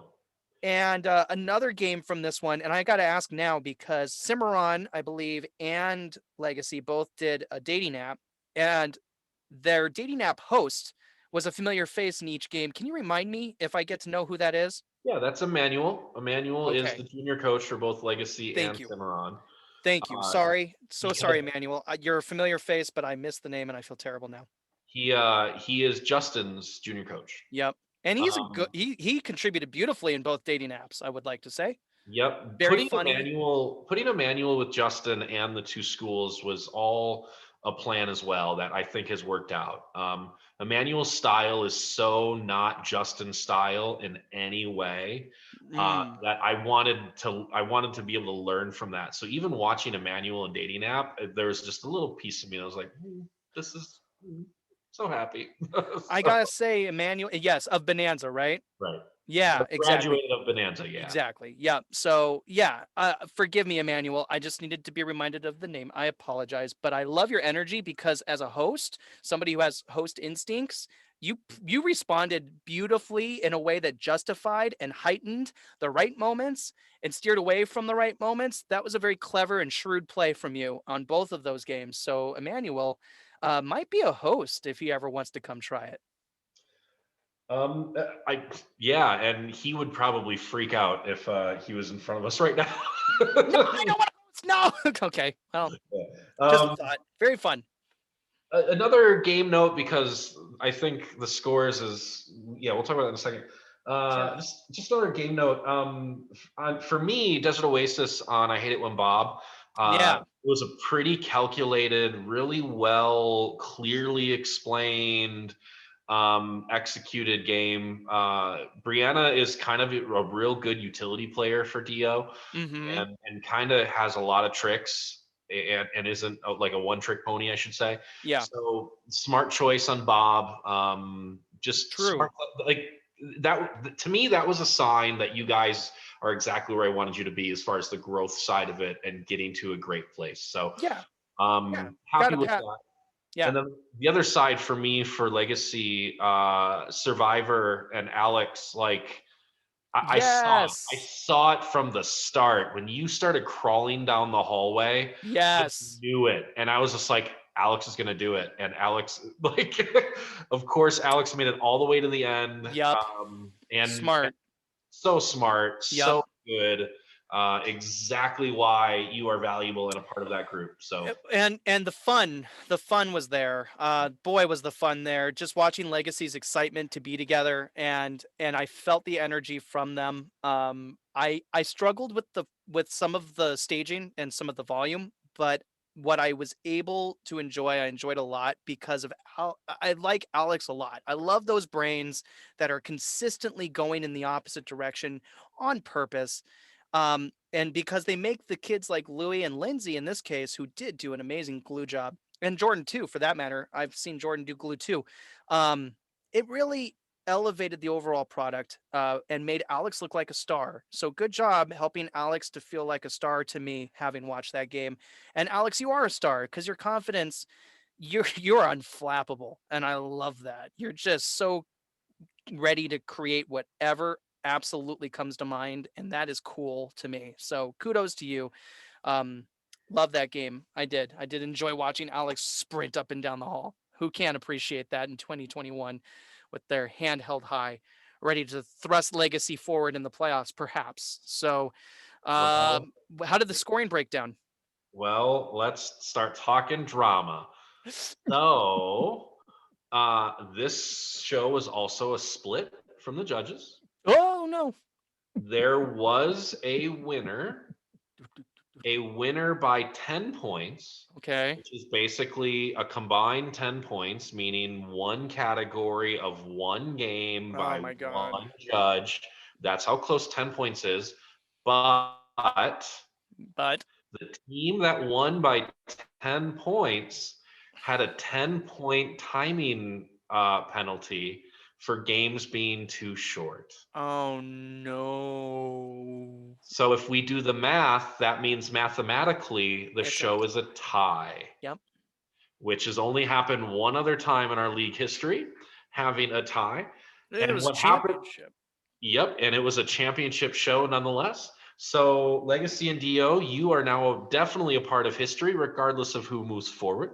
Yay! History! Now, in the event of a tie, it has to go to the split.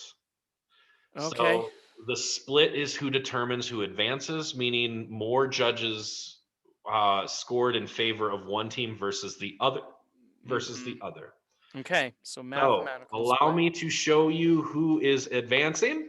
And as he does, allow me to reassert that this was a close game. Two teams who should be awfully proud. Lauren, you've been an amazing stalwart of Desert Oasis, becoming somebody who absolutely deserves that captain title. It's been an honor watching you develop, and you've become quite an amazingly capable improviser. Please continue to create. I'm not certain if we're losing anybody key from Legacy, but Louis. oh, it is time for Louis. Okay, so Louis reminds me so much of a student I had my first year named Ephraim Zamora because Oh, of this quirky, absolutely constantly positive, I'm dare I say adorable kind of persona that Louis provides to the improvisers around him, and that's kind of the perfect thing you want to bring forward. Kind of reminds me of his coach Justin, and I gotta say, Louis, you really showed up and showed out this year every week, pioneering things for Legacy, and I think the students caught up with you here in this show. So kudos to you for elevating the program. Alex, again, loved seeing you look like a star. Lindsay, loved seeing you provide improv quality that I think I hadn't seen from you previously. Great, smart, intelligent stuff. And Jordan, you did an amazing job fitting into this squad, providing what needed to be done and pushing the envelope when needed. Really cool group. So both teams, we will miss you, whomever goes home. Let's find out who is advancing to round two and a matchup with Durango. so remember, this is a tie, and the judges' split is who determined this team to advance. So advancing into the second round of the playoffs. Oh my goodness, what a coup! What a cool legacy! Congratulations! Wowie, wowie, wowie, wowie, wowie! That is so cool for Legacy. Let's talk history. A Legacy is not a second round team in my brain very frequently, or can I be corrected? No, so it's with great pleasure in my heart as the original coach of Legacy that this is the first time that Legacy is won a playoff matchup. So I know Mr. B, congratulations. This was a goal of yours when you took over as theater teacher. Justin, congratulations. Legacy, congratulations. It's kind of cool. Well, This is yeah. pretty cool. Yes. That's awesome stuff. I am so thrilled for Legacy. History has been made. Your first playoff win. Desert Oasis, one of the most storied franchises in our league, a champion in years past, a great coach in Corey. Such a cool person is Corey. Thrilled to know that she has a team now. And may the Diamondbacks come back and bite even harder next year. Great, great stuff. You built a great foundation for next year already. And what a great show. What a fun show. Definitely one of the hardest for me to call. So congrats to Legacy. I cannot wait to see what you do with Durango. You know, if I'm Durango, cool, calm, and collected, I wouldn't want to bump into a team that has the kind of firecrackers Alex and Louie are. I'm just saying. So, Legacy, consider really leaning on their creativity and getting ready to yes and glue them together, because if you do it like you did this week, I mean, the championship's the limit. Let's go. Let's go. Bring that Legacy. All right, Longhorns, you advance. Who's next? We have West Tech in Las Vegas. Oh, yes. This is the other one that made it into my blue book of extra notes. Okay. West Tech and Las Vegas. This one was important for me for the reason, I mean, first of all, Anaya in Las Vegas. Um, it was wonderful to see you be a focal point in the way that you were. Metzley, I could see why you love this team and their chemistry. I could see why you were excited to see the four of them deliver. They definitely brought it as a crew. I think West Tech did too, to be completely open about it. I think Tabs has a future in broadcasting, period, and shouldn't shy away from that notion, because everything Tabs does screams a broadcaster of any kind, whether you're on the news or you're, a podcaster or a sports analyst or whatever you feel like doing, Tabs. I know you're already pushing Players Are You Ready, the first ever Jesters podcast, and you're doing that, and I'm proud and happy to hear it, because you've got that aura.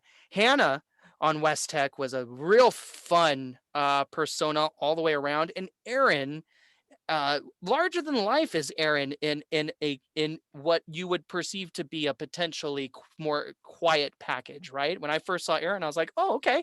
I thought it'd be Tabs just because of Tabs's aura, but Aaron did an amazing job creating that aura and really exceeding every expectation I had. Kind of wish I'd showed up to the West Tech show a little sooner. I will say I was grateful to see West Tech stand the whole time. I want to throw that out personally because I'm a big stiffler for the stand up and deliver. And West Tech was on their feet the whole time. Very, very noticeable. Um, it was interesting that Las Vegas played Evil Twin and West Tech played Angels and Demons, which are two games that I think read similarly to me, but obviously not. I loved how Hannah status flipped that Angels and Demons experience. And Evil Twin from Las Vegas, definitely no slouch in its own right. Tag Out, the cereal mascot idea in Tag Out, if I'm remembering that was West Tech. West Tech. Whew, funny, Yep. so funny. Yep. Whoever idea that was, A1, so funny.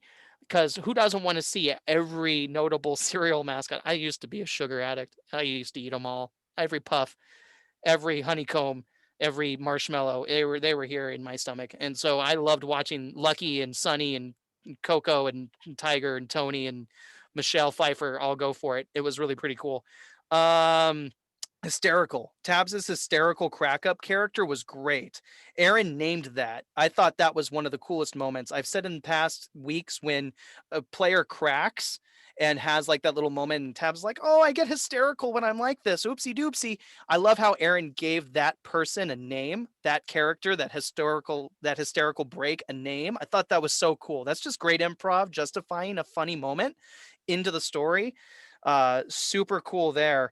West Tech's hijinks, very animated. And again, that's where the standing really hit me. And I was like, oh, cool. They've been standing this whole time. Las Vegas's director. Oh, I have to do this. I should have been ready for this. I'm sorry, but the line of the week for me, and the reason why I put this image as a background, folks, JT. The only thing you're following on Twitter, the only thing you're following is Justin Timberlake on Twitter. What a great joke. It made me giggle. What a clever, clever, clever way to take that. Absolutely loved that quote. Super funny. One of my favorite lines of the week. And just, I wanted to keep saying, great work, Anaya. I starred that multiple times up and down. I felt like this was the Anaya show, which is what I personally would have wanted it to be from a storyline standpoint. If I was writing a script for how this season would go, Anaya needed to show up and show out, and she did. So kudos to you coming out swinging and being maybe the brightest star for me personally in this one for your squad. But the team rallied around you. You all played very integrated improv, everybody having something to contribute consistently. Really fun stuff. West Tech's inner monologue. Uh, Aaron's old person face.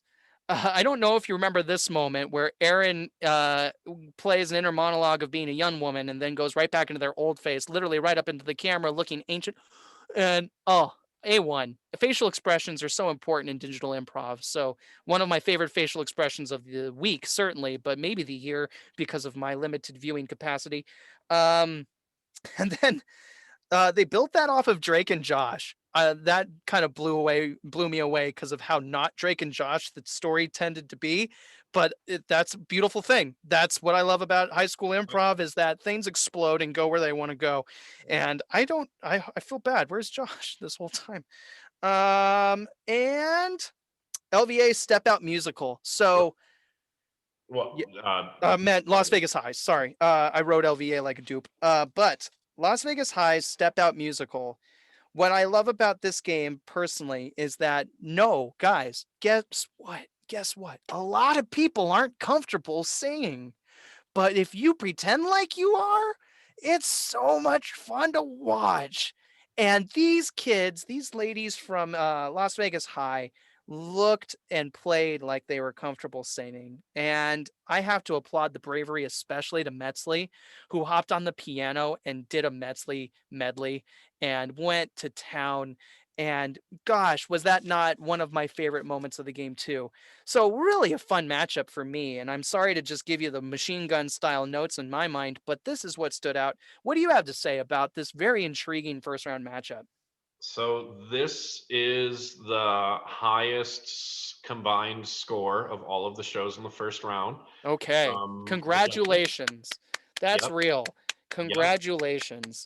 There was lots of pausing and stopping and clarification with judges to make sure they were evaluating this one the right way. Yeah. Um, from a Kopy standpoint, I think the evolution of both teams is the story here, even more so than the fact that they were the highest combined score. Yeah. I've been critical of Vegas as far as the chair thing. I talked about Gabe picking up their chairs and Mhm. throwing them away. Mhm. Super happy to see all four of them up there and just going for it. Yo. I mean, Vegas, I think this is what you wanted to have happen, Yep. was you wanted to put a show together like this, and you Yep. did it. And Yep. you totally, totally did it. So for me, my heart as it is, like, loved it. I couldn't have Yep. been happier. On the West Tech side of it, I mean, you're totally right too, Warren. I mean, them being up, that energy all the way around. I felt Honestly, it. I'm I I'm happy really to felt it with hear them. I'm happy to hear someone else talk about Aaron. Aaron Good. is one half of our twins at West Tech. Uh-huh. It's hard for me not to be excited about them and their future in the league and what they Mhm. can do and how they do it. Aaron's super happy. This was for me your best show this year. Yeah, I mean, Erin looked like the captain she was, like Yep. on title. Like I was like, oh man, where have I been on Erin? So yeah, go. Sorry. Yep, totally. Tabs, I get it. Tabs, your evolution this year. I mean, you're a senior and you're the captain behind the scenes, but your growth this year was awesome. Yeah. Hannah, like, man, how angry you make me for being a Oh, senior. yeah, Um, yeah. Like Riley in Green Valley, by the way. yep. Just Yeah. want to flip a table at these notions. Yo. Adam also a senior. Like Adam, Uh-huh. you had a bunch of just little quirky one-liners True. that really helped balance out some of that wildness that was running around you. Good seasoning. Yep, for sure. So yeah, this got all the scores it deserved because of Yeah. how strong it was all the way around. Yeah. Top Neither team was afraid at all. Sorry. Go ahead. Top to bottom, or sorry. top to bottom. Cool. So Thank you. just yeah, this was a great, good feel good show. If I wanted to show someone what the league was, I would be just fine showing them this show. And you should, because the energy was there. This is one of the last ones I watched right before the fateful Eldorado Clark one. And I agree. I mean, West Tech especially opened, I hope, any eyes that watch them for me, because, an under the table, hardly talked about corner of the league here. And Las Vegas, I remember being all about Anaya's swing to take this team somewhere, and they both went very far. Yep. This was a very, very fun show to watch. Um, It Tabs, go ahead. it's kind of, at least in, because Vegas is super small, but in Hmm. West Tech's side of it, they've got a lot of ammo, they got a lot of tricks, they got a lot of seniors. They're all feeling it, they're all growing with it. I mean, Maddie wasn't in this show, Ashley wasn't in this show, three of the other seniors weren't in this show. Like, they've got a lot that they can put out there to be. Ooh, one of So the hardest teams to prepare to face, then, mm, right? was So, right. very high quality improv from my standpoint. I feel ready. Do you feel ready? Let's show it. So, Okay. highest combined score of the first round of the playoffs. You guys were the show of the week. That's a thing. Show of the week So winner. congratulations. He's pressed play in just a second, and as it happens, I just want to say, West Tech, congratulations! Your story continues, and you will prepare to face the winner of the SECTA Valley Show, another spicy one. Oh, but man, Anaya, congratulations on what you did this year. Congratulations, Metzley, continuing to improve on a Rookie of the Year performance last year. Jenais did an amazing job complementing so many aspects of your team. This is a team that is going to be brought up through their very awesome foundational understanding of yes and how to complement one another. I can't wait for your continued development. Please continue to put in that hard work. Las Vegas High, no one should be disappointed. Keep your heads held high. Not at all. And Coach Gabe as well. Like, seriously, drink this Yeah, in, man. To me, this is a huge, huge pat on the back to you. Um, yeah, I'm super happy for you. only a coach like Gabe could get a group of high school students comfortable enough to sing like they were amazing at it, right? With that confidence level, the way they did. No, like, there's zero reason for anyone to feel ashamed of what they did. Very brave and awesome stuff. West Tech, great showing from you. You get geared up for a second round matchup with Valley and Secta, which I see as our next show. Guys, that's a really fun potential matchup for either winner in this upcoming round, because this show, oh man. First of all, Coach Gio's positivity leaking through Valley. I mean, does that not it resonates with me? Is that the right word? It resounds. It's there. Gio, I love that you're there. I really do. I really do. You did a great job calling this game. And Secta, my alma mater, I get it now. I hadn't watched Ava in a while, and I never doubted that you were right about Ava, but I remember when I would go over to SECTA and help them practice occasionally in person last year, meeting Ava and going, this is a very intelligent student. This is a student that doesn't know their power. And when they find their voice and combine it with the pieces around them, they're going to have a really great piece here. And Ava was all over SECTA's show, all over it, and really, really high quality. Of course, both Sager brothers. Glad to see them together, literally in this one on the couch, giving and delivering. Jordan and Cody. I also now flipped over to my notes to see. Oh, Switch interview was played in this one. I always love me some Switch interview. I think I took a lot of notes for this one. Jordan, you've got so much positivity. I feel like you were robbed a true senior year, and I'm sorry, because I love the way you fill a stage with your aura. You remind me a lot of names like Ari, who larger than life, but also performers even across, some barriers like Freddie, I feel like Jordan and Freddie kind of reminded me a lot of one another because Jordan is more intelligent than I think his big personas would branch out, and connected a lot of dots during his time. So I'm glad that you're here and delivering. Giselle, a wonderful fourth for this team. Isabella's got one of the funniest voices I've ever heard. I gotta just say that. My goodness, just listening to Isabella talk is cool, but watching Maddie think is even cooler for me. I can't specifically say why. It hits home with me, but man, you were so right a couple weeks ago when you said the way Maddie's starting scenes. I'm blown away. The creativity, the bravery, the ideas, the fearlessness, and the ability to make it all actually work.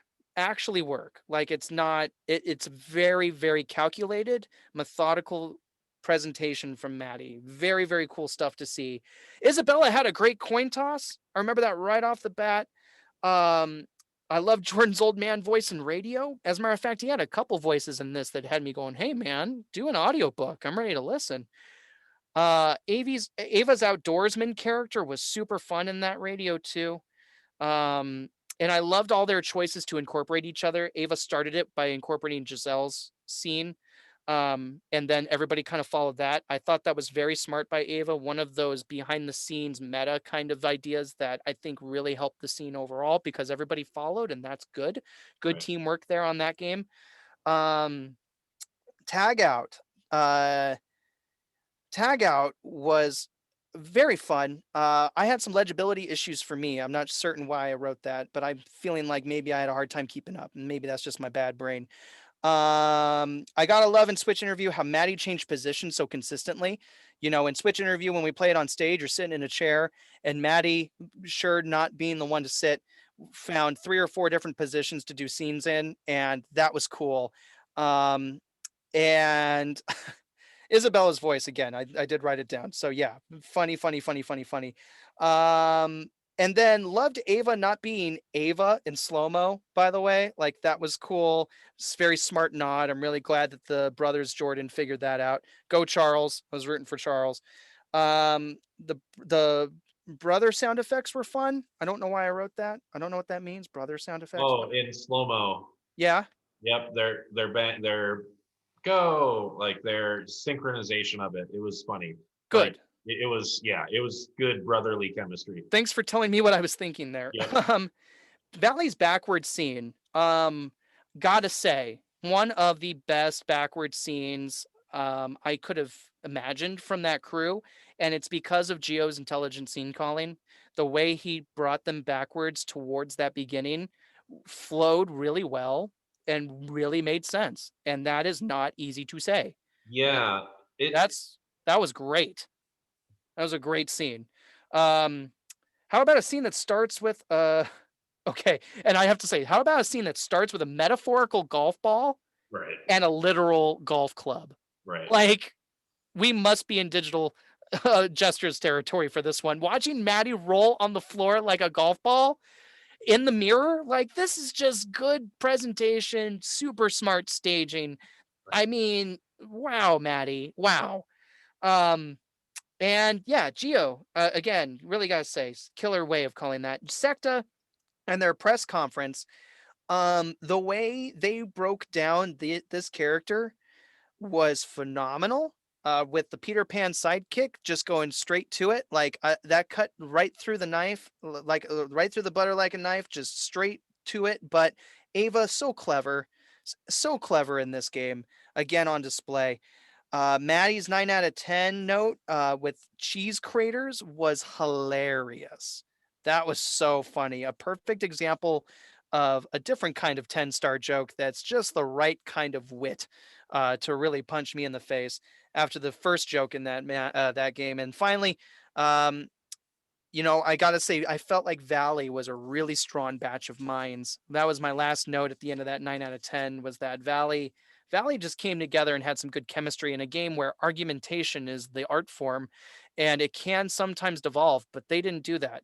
Um, So in this matchup, I did see one of the better SECTA performances I can recall, period, since the Roman era, and I enjoyed this matchup thoroughly. I think Ava is a star and very cool at that to see a star. And I think young Cody Sager has a lot of Jordan's chops, and I can watch him experimenting and stretching. And I'm glad that they got that show together.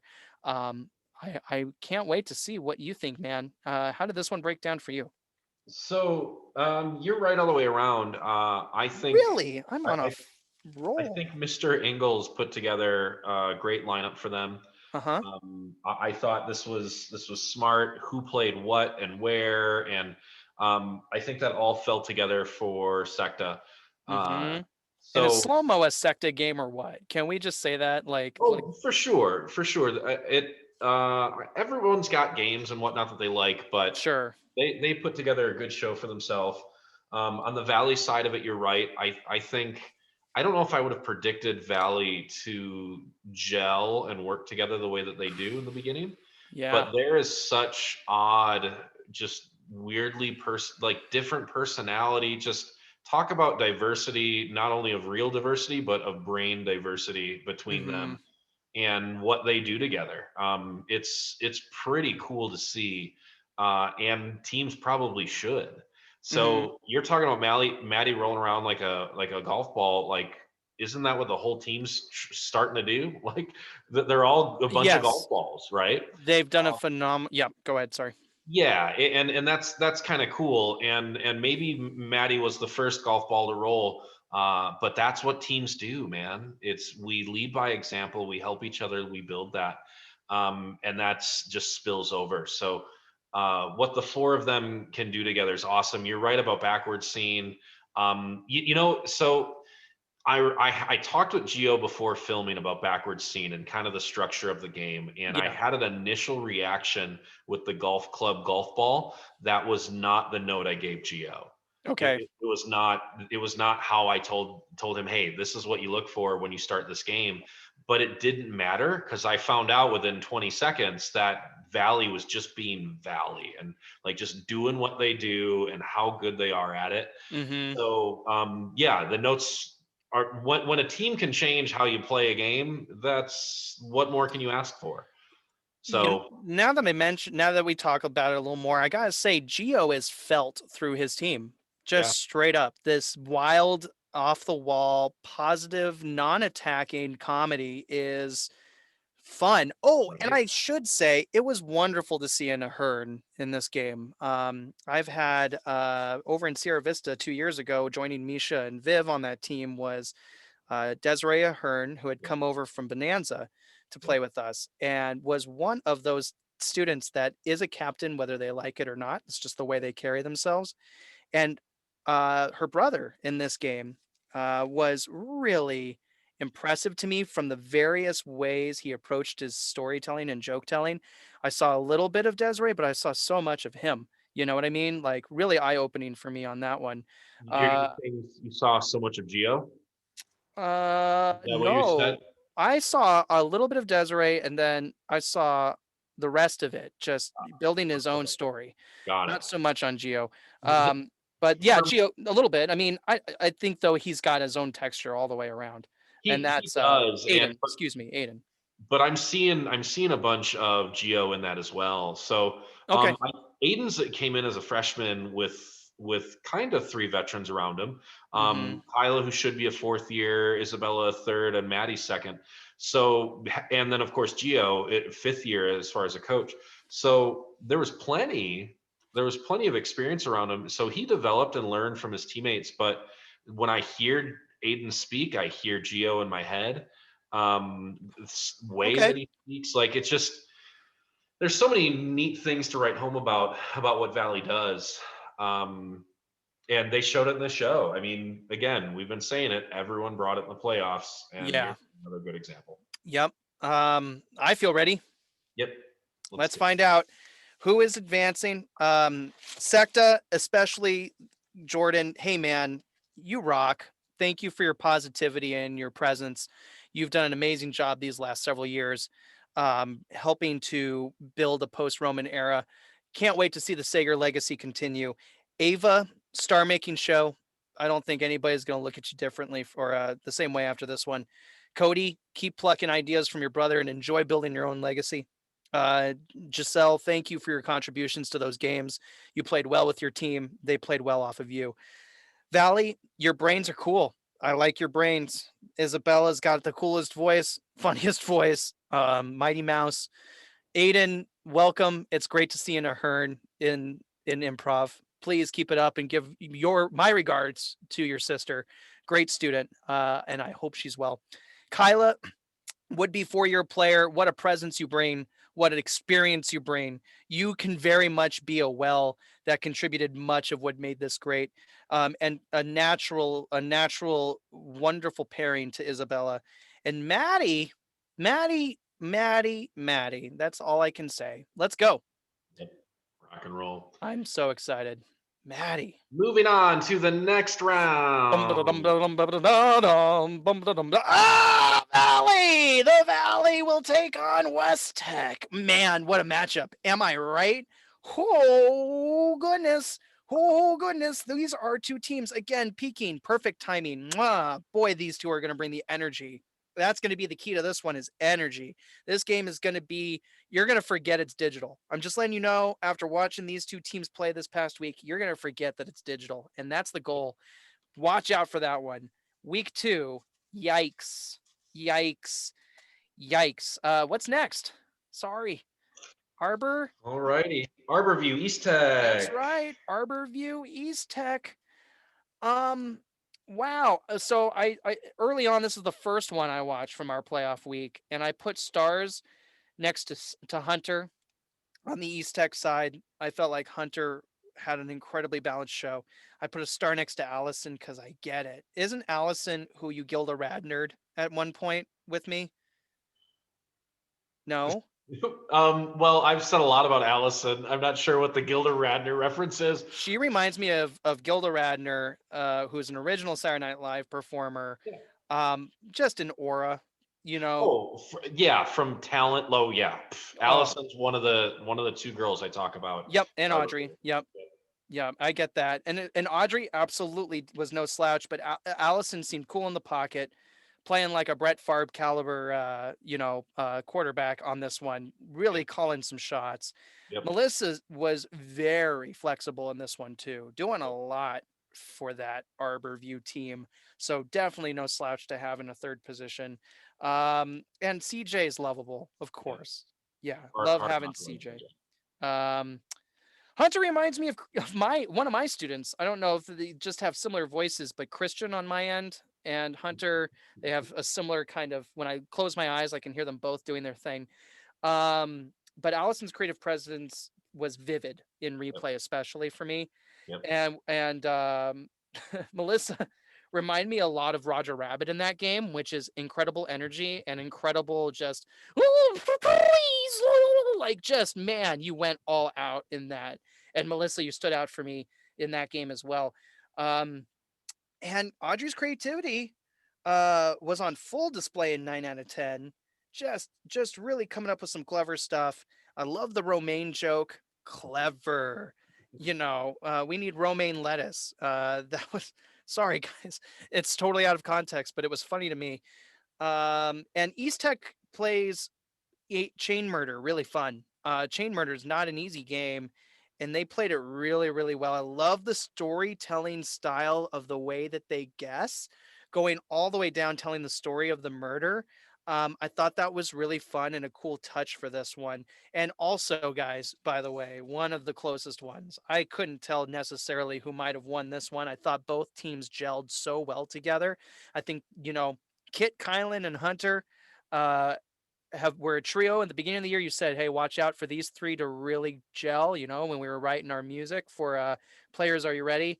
And it showed that these three have been playing all year together and getting better and better. But that duo of Allison and Audrey, I can understand your excitement, but Melissa showed up and played trio too. Like these are two teams that were really packing punches against each other. Really fun matchup. What did you think? Yeah, same as well. And I'll give the nod to Connor. I think Connor's been slowly Okay. um, putting his voice out there for East Tech, and Mm-hmm. the way that they started their forward reverse was exactly how you want to start forward reverse Mm-hmm. for East Tech. I'm going to say for East Tech, I think it was a well executed show. I think Yep. this was probably their best show this year. It's hard to say best show versus other shows simply because there's more judges this time. Mm. So I can't necessarily numerically claim that, but from a feeling standpoint, I think East Tech should be happy with what they did for sure. Oh, both teams should be always, Absolutely. and well coached on both ends. By the Oh way, yeah, Audrey knows, or Ariel knows what she's doing on the other side. Too yeah, many. great young coaching minds in our league, So this show actually came down to a split on judges. of course. Yep, and how fitting with how they executed and played this year. Yeah, All of your notes are 100% right. It's hard for good. me not to rave about that duo over there at Mm-hmm. Arborview. And what's neat is that they exchange. So 1 week one seems to have this, or 1 week one seems to have that, uh, and that's what you want out of a duo. You're right about Melissa. CJ is hard not to have in there because that little touch you give, and just with his intelligence and what he can give you. Mm-hmm. And then you're right, Allison drove the ship this week and found those Yeah. moments. And that replay was Allison just driving that ship, right? That's maybe a stronger Freddie comparison. I just wanted to try to squeeze in somebody that Jordan wouldn't be like back at SECTA, but man, Allison and Freddie, that son for me is almost like going back in time. Yeah. That was a crazy good performance this week Yep. from Allison. Yep. So I think I agree with the split, and we have a winner, and we know who's Oh, advancing into next week okay. and continuing on in their playoff journey. Okay. The Aggies versus the Warriors, probably not. East Tech is the Titans. The Titans. Aggies and Titans. We're about to switch over and find out, and as we do, are we losing folks? Are we losing kids? Anybody seniors today? No on Hunter. Arborview, Okay. and no on East Tech. Okay, so here's the first time I get to say hip hip hooray. Both teams are winners today because you both don't lose a soul. You both get chemistry going into next year. You both get momentum going into next year. You both have duos, dare I say trios to build around. Dare I say a complete team over there at East Tech. Connor, absolutely coming up. And I had a pleasure watching this one. I had a pleasure listening to their coaches' brains go at it, and I'm excited for both teams. I have a gut reaction on who I think won. Let's find out if I'm right. Oh, I just saw it. There it is. It's our review. Woo! Audrey and Allison advance. That's not a woo against East Tech. That is a 110% woo to all 8 of you. But Audrey and Allison, and now Melissa, man, really showing up and showing out. And CJ, thank you for your accents. Let's see what you guys bring in the next round. I am really excited because Allison's going. This group is going to show out. You knew it. We've talked about it. They've been blossoming. They're the Spring Valley of the other division, right? The other conference, the ones that you need to keep your eye on. And boy, if you want to outpower the Aggies, you're going to have to bring a dynamic duo. And they're going to perhaps be manifested in our next matchup. No, the Arborview Aggies are getting ready to face a bye team, are they not? Yes, they're gonna play basic. Right. I should have read the. Okay, We'll talk let's about watch that. that improv be great, shall we? We got one more first round matchup. Oh no, it's the end already. Yep. Hey, to the 10 teams we've already said goodbye to, bless you all. It's been an amazing ride watching you all, and I can't wait to see what happens here in our final matchup. But all of you really performed to a high level. No one should be wiping their eyes after this one. I hope you're not. We sincerely admire all of you and are so grateful for what you provided. What's our last matchup? Desert Pines and Oh, I LVA. should have known. What a fun and interesting matchup this was. Two teams I really like. This is one I didn't want to have to see a team say goodbye to, and one that I struggled to call as well in person. For me and my notes, right off the bat, it was fun watching Karen captain this one. You said that there's a three-headed dragon over there with Sarah and Jalen being the other two, but Karen maybe is the one who's had the quietest come up in this Yep. year, right? Really Yep. developing. Yep. So a smart, sweet, and selfless nod to allow Karen to captain here. Sarah, though, Sarah Miller would be on my list of most improved.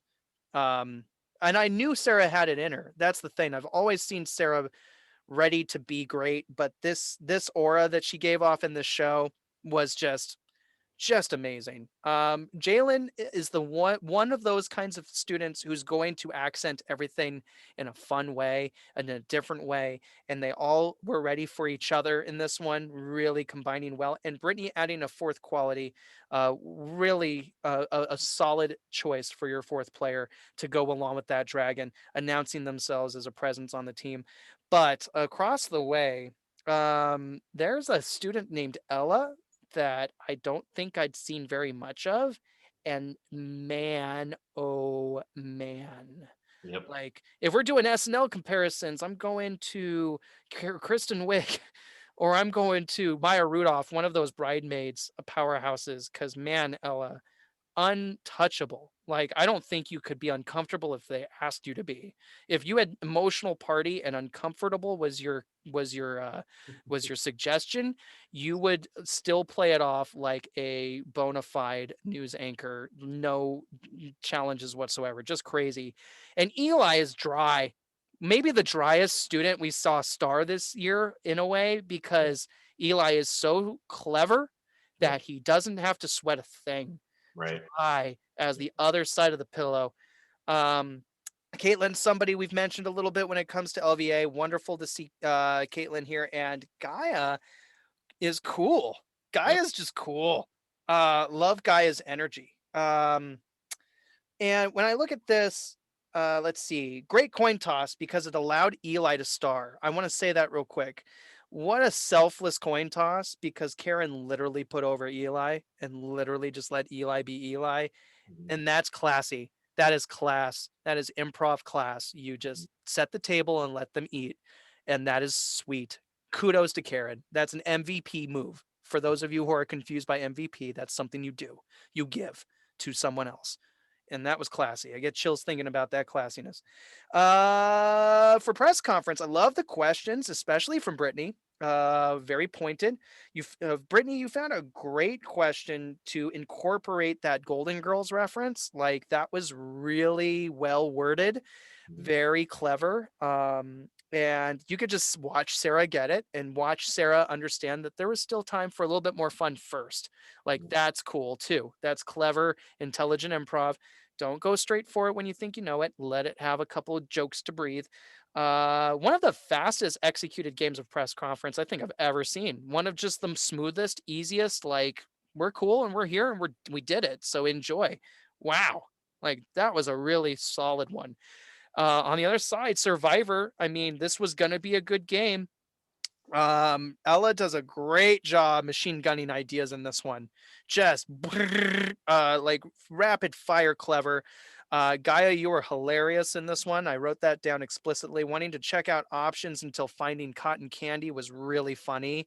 Like, oh, I don't know. I don't think we're gonna go into this house. Oh, cotton candy, never mind. Like A1.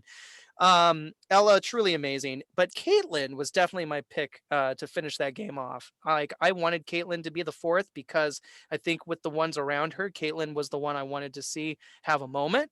Great moment. Yep. Great choice of moment. Yep. Desert Pines with Battleship. So Battleship is one of those games that can oftentimes sink itself because you're inclined to get your words, but you also need to storytell, and oftentimes getting the words wins. And what I loved about this is it was awesome to see both teams in both scenes get to do stuff and get to Right. be there and get to exist. I Right. don't think anybody got all of their battleships sunk.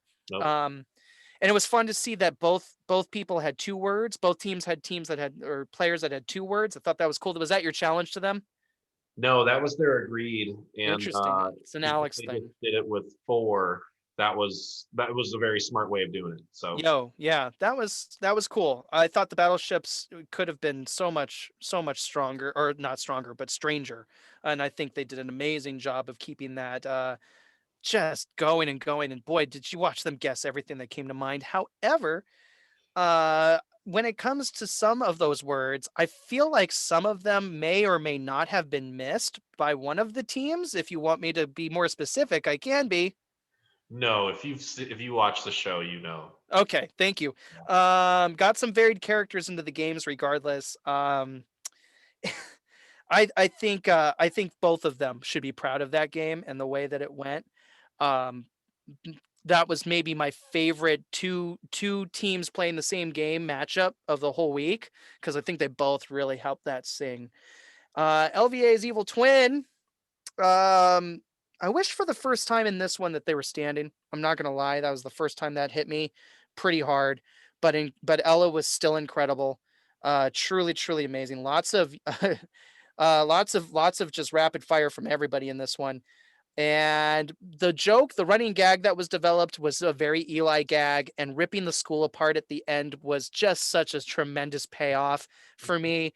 It justified everything, made it all so much better that you kept that as a running gag. That was the fourth time I think you ripped something in the scene, and it was the rare time that the fourth time was the best. So love it. Desert Pines, an emotional party. Sarah, you're so wonderful. You're just so wonderful. As an improviser, you're so wonderful. That's all I wrote for you in that game. You are just so complete right now. You're complete. Jalen's unique mind is fantastic because you can compliment anybody when it comes to what you create, Jalen. You were unique, unique, unique in this. And I promise you, senior, right? Jalen's finally a senior. Yep. Yeah. Jalen, you've got a role in anybody's show, being that funny wild card person if you want it. So go find yourself somebody to write you some wild card lines. I would love to try to help. You're such an entertaining mind. LVA's Jeopardy. Um, Ella's Weather Woman. Again, can you like born to play that character almost? But everything Ella touched seemed pretty untouchable this week. But that Weather Woman was awesome. So perfect. I underlined it. Eli's dry delivery is incredible on this one. Um, the vacuum human hybrid. What an amazingly unique character idea. You went to interesting places to play that character up. Go watch it. It was unique. Um, I gotta say, with Gaia introducing Karen, I would have liked to see all of the Karen pay off. I feel like the intro was snipped a little bit, and I felt Gaia's pain. Like Gaia's face was like, "Oh, you're moving on. Got it. Okay, I'm coming for you." But how she always found a way to reincorporate the manager, whomever that may be, beautiful, simple, sweet improv, and I appreciated that. Sometimes simple characters while predictable, can be so much fun when you find clever ways to use those simple nods. And I think Gaia excelled here on that. Um, and Ella with the last second cold front joke to end that game. One of my favorite buttons of the week for sure. Great way to end a scene, almost on the same level as Sprite and Cranberry, which I just can't get over. This was a close one. My final note tells me one of these teams won by a hair, and I would expect you to agree. But first, can you sing the praises of two of my favorite schools in the league, please?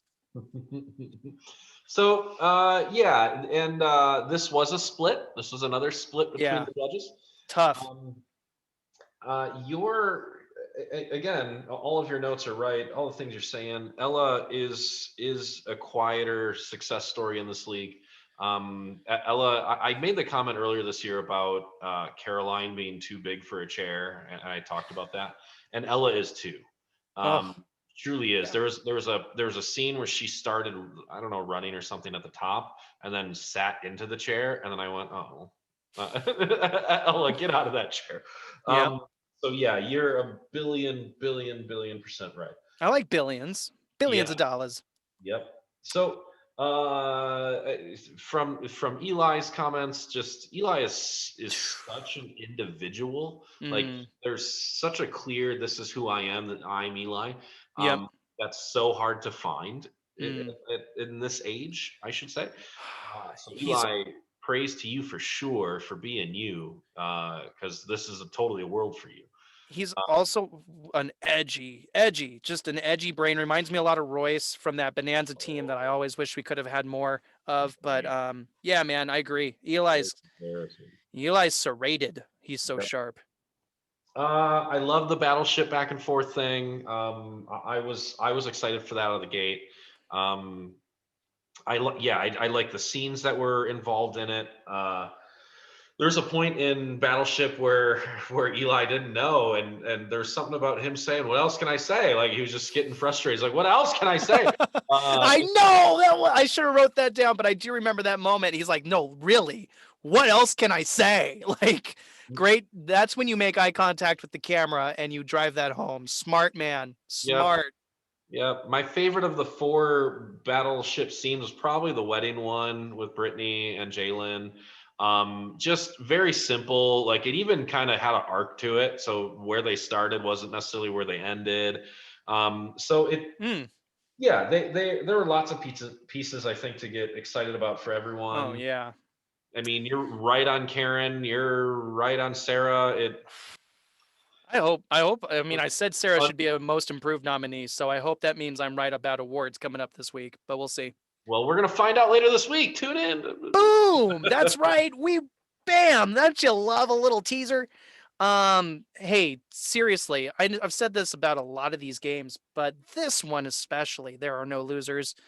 I mean, the power I saw on that screen watching these two teams play, I kind of sort of wish it was an Eastern Conference final from a couple years back instead of. As a matter of fact, I think they played each other. I think Desert Pines made it to an East final once, and if not, then this was just amazing stuff. Yeah, no from Desert Pines yet. I do think they have faced each other at some point in a Yeah, pivotal role, or pivotal point. So yeah. But Sarah Miller, you're a senior, right? For Sarah Miller. yes. Okay.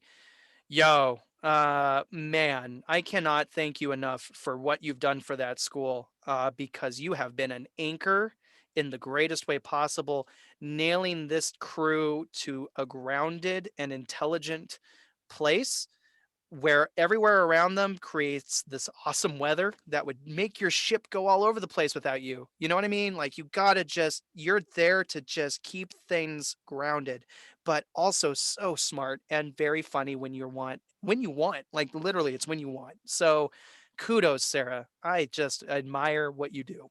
I really do. And Coach Alex, by the way, bud, great job making this team reach some pretty cool potential, man. This team has really improved year in and year out with you. And LVA with Cameron and Tirza, as the coaching staff there. This is going to be a team that's going to have larger than life performers because of the way the school works. Um, but your brains make sure that it's not just sizzle. Your sizzle is brought about by some amazing brainwaves. Like really cool stuff, you guys. Super fun. Thank you for that show. But maybe we have more to talk about before he reveals. Let's reveal it. Okay, I'm ready. I'm so excited. This one has no losers. Please know that I'm on the edge of my seat for this last one because either team could advance. I'm sweaty on the inside and out. The team going to the second round to play Cheyenne, a ball of energy and might, is going to be the one, the only Desert Pines. No way. This is an incredible moment for DP, but LVA, honestly, it could have gone either way. Ella, go be you forever, and lift up those around you. Eli, you've got a scintillating response to anything. May you do something that uses that talent. Please go do something that pushes the envelope. And for the rest of your LVA team, are they coming back? Who's coming and who's Um, going? I am not 100% 100% sure. clear on a couple of the seniors, Okay. on a couple of them. I don't think Ella is. Ella's a little sister of a graduated jester. No. Ooh. Um, Do you want to clarify or is that too late? Tiana from the first year, Okay. Cool. and Very cool. the first year of LVA at least. So Okay. Uh, yeah, I'm not sure No if we've got problem. seniors there, which is kind of cool. Good or bad, we don't know. But at the end of the day, this was an incredible matchup of amazing minds. Desert Pines and Cheyenne is going to be that show that nobody will forget. I promise you, with how DP is playing and how Cheyenne has enough energy to blow out your screen, you're going to see a matchup there that just brings the fire. I'm stoked for it. This was an amazing first round, guys. So grateful to be part of this league, especially after watching all this. And all of the minds on the other ends who may be walking away, please know that we value, respect, appreciate, and want to see you continue to create. We value all of you. You matter. Everybody matters. Do not feel bad. Nobody should feel bad because you did it. You did it for 8 weeks, 9 counting the playoffs. You absolutely deserve a big pat on the back for being the brave ones to create in a time when many feel quelled by their own imagination. So, quelled. Yeah, I think that's a word that means subdued. Anyway, great stuff, you guys. I'm really, really grateful for this first week of improv. Can't wait for next week. Um, we've pretty much sampled a little bit of our playoff bracket breakdown, but before we really cement that, we do have a Kopy challenge, guys. We do have a Kopy challenge because in the competitive spirit of playoffs, there is one message about Jesters that we want to make sure rings true, and it comes in the form of this week's challenge from Kopy. He's going to tell us exactly what we can do to make our scenes, schools, improvisational performances that much better going to the second week of playoffs. What do you got, Kopy? There's the amount of messages or texts or reminds that come across to me, that sometimes my eyes are the only ones that see them, or only certain eyes are ones that see some of these messages or these comments, is unfortunate. There's so many more ways to connect, and unfortunately there's too many social medias, there's too much stuff out there to where it limits our ability to see each other, and which kind of stinks. So there's YouTubes and Instagrams, and coaches can't connect on social media with any of the students. So it's just, there's too many disconnects. So I'd love the challenge to very simply be one brief attempt at a connection, to where maybe you make a comment on the YouTube video shouting out the other team, or just something that allows you to create a conversation. Because I know all of you would love to have each other connected on social media and whatnot, but it's that fear of saying, hey, can I have your Instagram, whatever, Facebook Mm-hmm. name? So I know that fear's there, and if I could just say, hey, you stop being scared, grab your phone and ask that person right now. I know that's what you want me to do, everybody. So my challenge is very simply give a shout out to maybe someone who you worked with this week, someone who put in all this effort all year long, just like you, did their hair and makeup and put on pants for this week. Make Or a that swimsuit if you're Silverado. because all of you want that connection. We just Yeah. have to make it. Yeah, this league is about cooperation, not competition. This league teaches us to be better humans so that if somebody needs something, we can be there for them, even if it's not in a tangible way. Sometimes it's just the way we talk to one another. So please talk to one another. Please remember to cooperate. But more importantly, those teams that got eliminated this week did great stuff.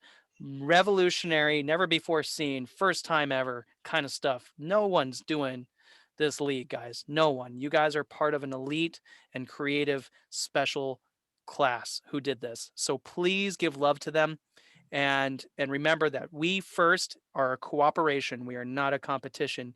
Even if somebody's getting a trophy at the end of the day, it's because everybody else around them helped them look that good. It's a team effort. It's a league effort. So give that cooperation. Love it, Kopy. Great, great stuff.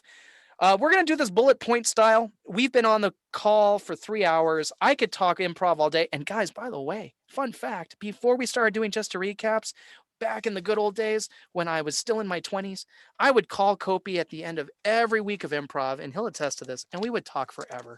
So this is not this is not abnormal for he and I, but it is abnormal for you guys. You guys don't watch 3 hour improv conversations. But we're going to wrap this up in bullet point form with a breakdown of week 2 so we can know what to expect. Yep. If we can, just a simple kind of run through. Yep. Lots of videos to get to this week with awards and whatnot, Yep. and then of We'll be course the talking a actual lot. Sweet 16. And I'm looking at the Sweet 16, and I'm who knows what's gonna happen. Yo. So, Yes, anything Um, can. all right, Warren, we got to start with Del Sol Clark. So, Coach Haley is the one who should be uncomfortable with this more than me, but it warms my heart to see the team I had before Del Sol, right, versus Del Sol. And because I think Clark has done something really cool this year. They have found a 4. They have found more. They have found a high score. Okay, I'm done. They're very talented young minds, and they do have a lot to offer. And a Del Sol team that is hungry and excited, no doubt, needs to be ready to play their heart out. Yep. Let's play our heart out and listen to one another and play a good show. I'm loving the idea of the two of the schools playing together. So I want to see Mallow and Christian. I want to see Nahom and Mia. I want to see our friends Litzy and Robin. I want to see all of that. Marlene, and I'm not sure who my fourth is, so I can't go there yet. But I will say this: we are going to have a great show. Let's have fun, and I cannot wait to talk to Nick Jarrell, who's my fellow bearded brother. We're attached at the hip in our wild card week, and I'm sure we're going to be attached at the hip putting together a fun lineup for this week's show. Can't wait. Good enough for me. Let's go to Burkhardt and Green Valley. Um, Oh, you first. there's Okay. there's some power here, and that's kind of what I'm thinking right out of the gate, Yeah. out of my gut, Yeah. is and we'll see how that power blends. I think Green Valley is probably just beyond excited right now to be in this spot. Mm-hmm. Let's see what happens on that momentum. Yeah. And Burkhardt, man, what's going to stop them from just going and being together and having fun and being silly? I mean, nothing's going to stop them from doing that. So let's see. Yeah. Do I get a word or do you want to move on? It's if you have a word, yeah. Yay. Next. um, here's a really cool stat. For the first time, I had to go back through and verify this. For the first time, we have a coach who's coaching 3 schools into the second round altogether. Whoa. Interesting. Are we getting a coach of the year candidate anytime? I don't Coach know. Song, congratulations. Yeah. You are the first. You are now also only the second coach to have 2 of your teams face each other in the playoffs. Oh, man. Yeah. Who was the first? Oh, you're doing that to me. Alex? It was me. Oh, darn it. I should have known that. Good It for was me. you, So Song. So Song, be happy, smile about this, enjoy this. I know, unfortunately, I know the pain you're about to go through with having your 2 teams face each other, but take it the same way I took it. It's an opportunity to really create the best show possible. And League, if Kopy's the hardest working one out there, Song is definitely the second. So give Song some love. What a great organizer. And of course, this matchup is, say it explicitly. ATEC and Sierra Vista. Okay, so wow.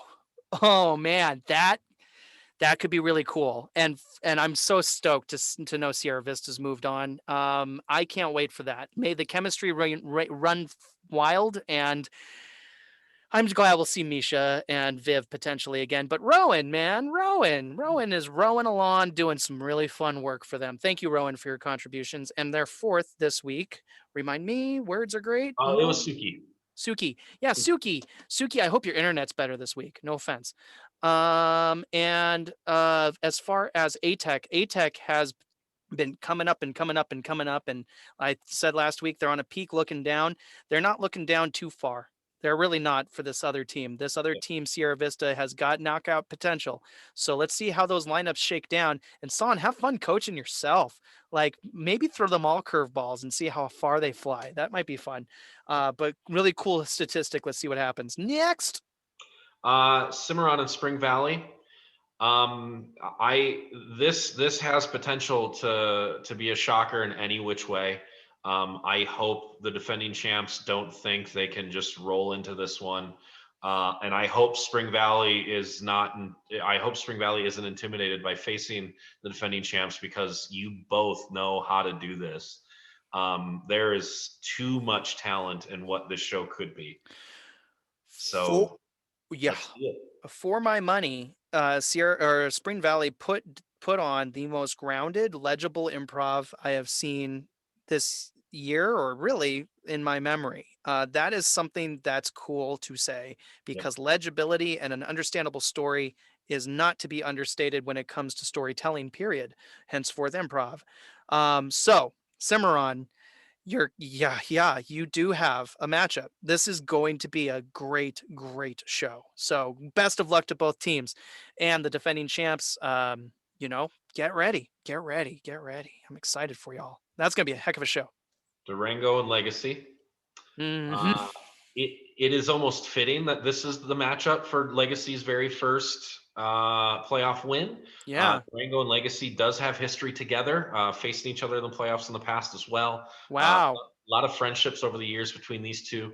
So kind of neat to see them paired up again. Um, for Durango, you're unleashing the hounds. So keep them in the yard and do what you do. Legacy, do not change a stinking thing from what you just did. Do exactly what you just did again, and see what you can do against them hounds. Yeah, man. I agree. But I said it earlier.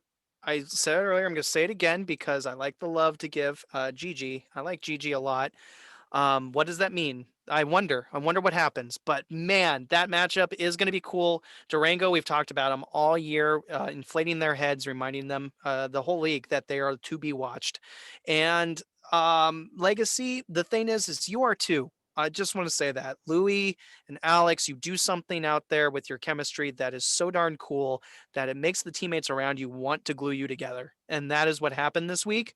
And that is why I really wouldn't sleep on a legacy team to come out and have the most fun. And if you have the most fun, you have the best chance. So go for it. Have the most fun. West Tech and Valley. I know. I'm just wait. Interesting. West Tech and Valley. Wow. That I that that matchup might drive me matty. um, I, there was something very similar about both teams in their first round matchup.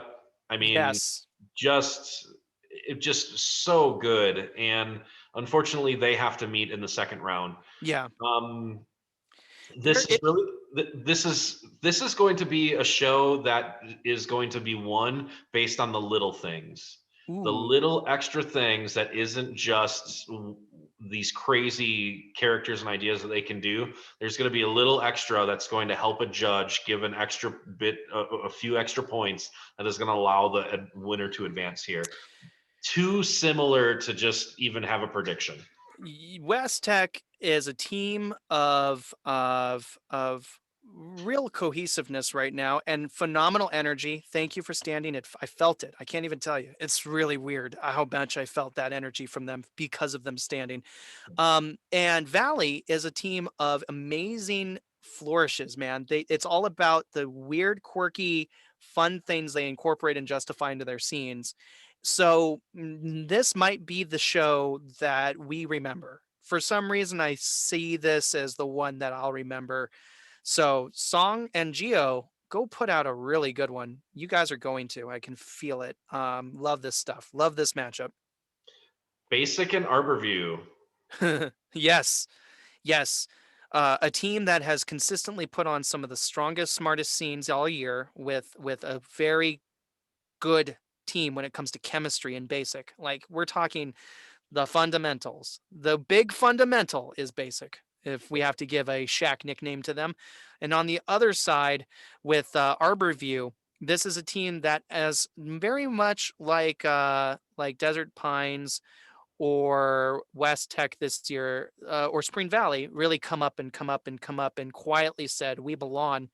And they have a duo for sure, but they may have in Allison a mega star. Like, woo, so basic. We said it before, bring that extra flavor. Bring that something outside the textbook. Bring that punch. I implore you to bring your best punch. You guys both will put on an amazing show. Just being yourselves, but really focus on bringing that fire. That stuff you don't normally do. I think it will help both teams have a really big banger. Super quick basic. This is exactly what we talked about. So your textbook against a wild card, that's exactly what this matchup is. So just everything I told you. Arborview, you have found ways to do it all year. Mm-hmm. It's not time to reinvent your wheel either. Go in there, let your two hounds off the leash, and Well, and Melissa, like, let's don't. see. But that was Melissa's first show, dude. They have been rotating that foot like it just Arborview. I'm What? telling you. So What? yes. Okay, So that's fine. we That's got not intimidating at all. we got to move on to Desert Pines and Cheyenne. Okay. Wow, that's going to be a heck of a show. Yeah. Desert Pines and Cheyenne. This is an incredible matchup for what you two know how to do. Mm-hmm. Cheyenne, you are probably the most shocked to be in this position you're in between the two of you, simply because Desert Pines has been knocking on this door for the past 3 years. So Desert Pines is ready for this. And they're going to do what they do. Cheyenne, don't change a thing. Mm-hmm. Just listen to Miley, play the spots you know how to play. Every once in a while, you know there's a screw to tighten, but you know all those things. So do what you know how to do and show everyone why you got to buy in that first round. If West Tech and Valley are the one that we might remember, this is the one that will be statistically the closest. These are two teams that jab for jab are capable of landing some shocking good improv. Like just some great stuff. And they're the right minds to have a surprisingly strong matchup. I cannot wait to see how that one shakes down. I think they're both going to put on a show that they're going to be proud of. So that one's going to be a tough one to watch. Round 2, I always walk away saying, wow, all day long. The championships that could have been. Yep. So let's have some fun. Best of luck to everyone as or break legs to everyone as you're recording over the next couple of weeks. Yes. Enjoy all the announcements that are coming out this week because it's Yes. such a great time of year for the league. I'm excited. I'm excited to share everything with all of you. And I, as a coach in this league, am excited to coach through it. I'm excited to watch you kids continue to create because here in Jesters, we believe every student's brain is created creatively, and you all deserve a stage to highlight yourselves. Thus far, we've seen some great stuff already, but this next round is where all the remaining teams vie for it, and it's truly anybody's race. So, ladies and gentlemen, this has been a wonderful Just to Recap. We've had a blast. We'll be back multiple times throughout the week to let you know of some of the biggest and most exciting pieces of news leading up to Championship Day. Until then, that's Kopy Kopatic. I am Warren Sprague, Coach Dub of Del Sol, and happy so much to talk to y'all about improv until the sun rises. But we're going to go to bed now. Have a fantastic rest of your night, guys, and we'll see you after week 2. Yeah, baby. Okay. Where's Oatmeal? Oatmeal,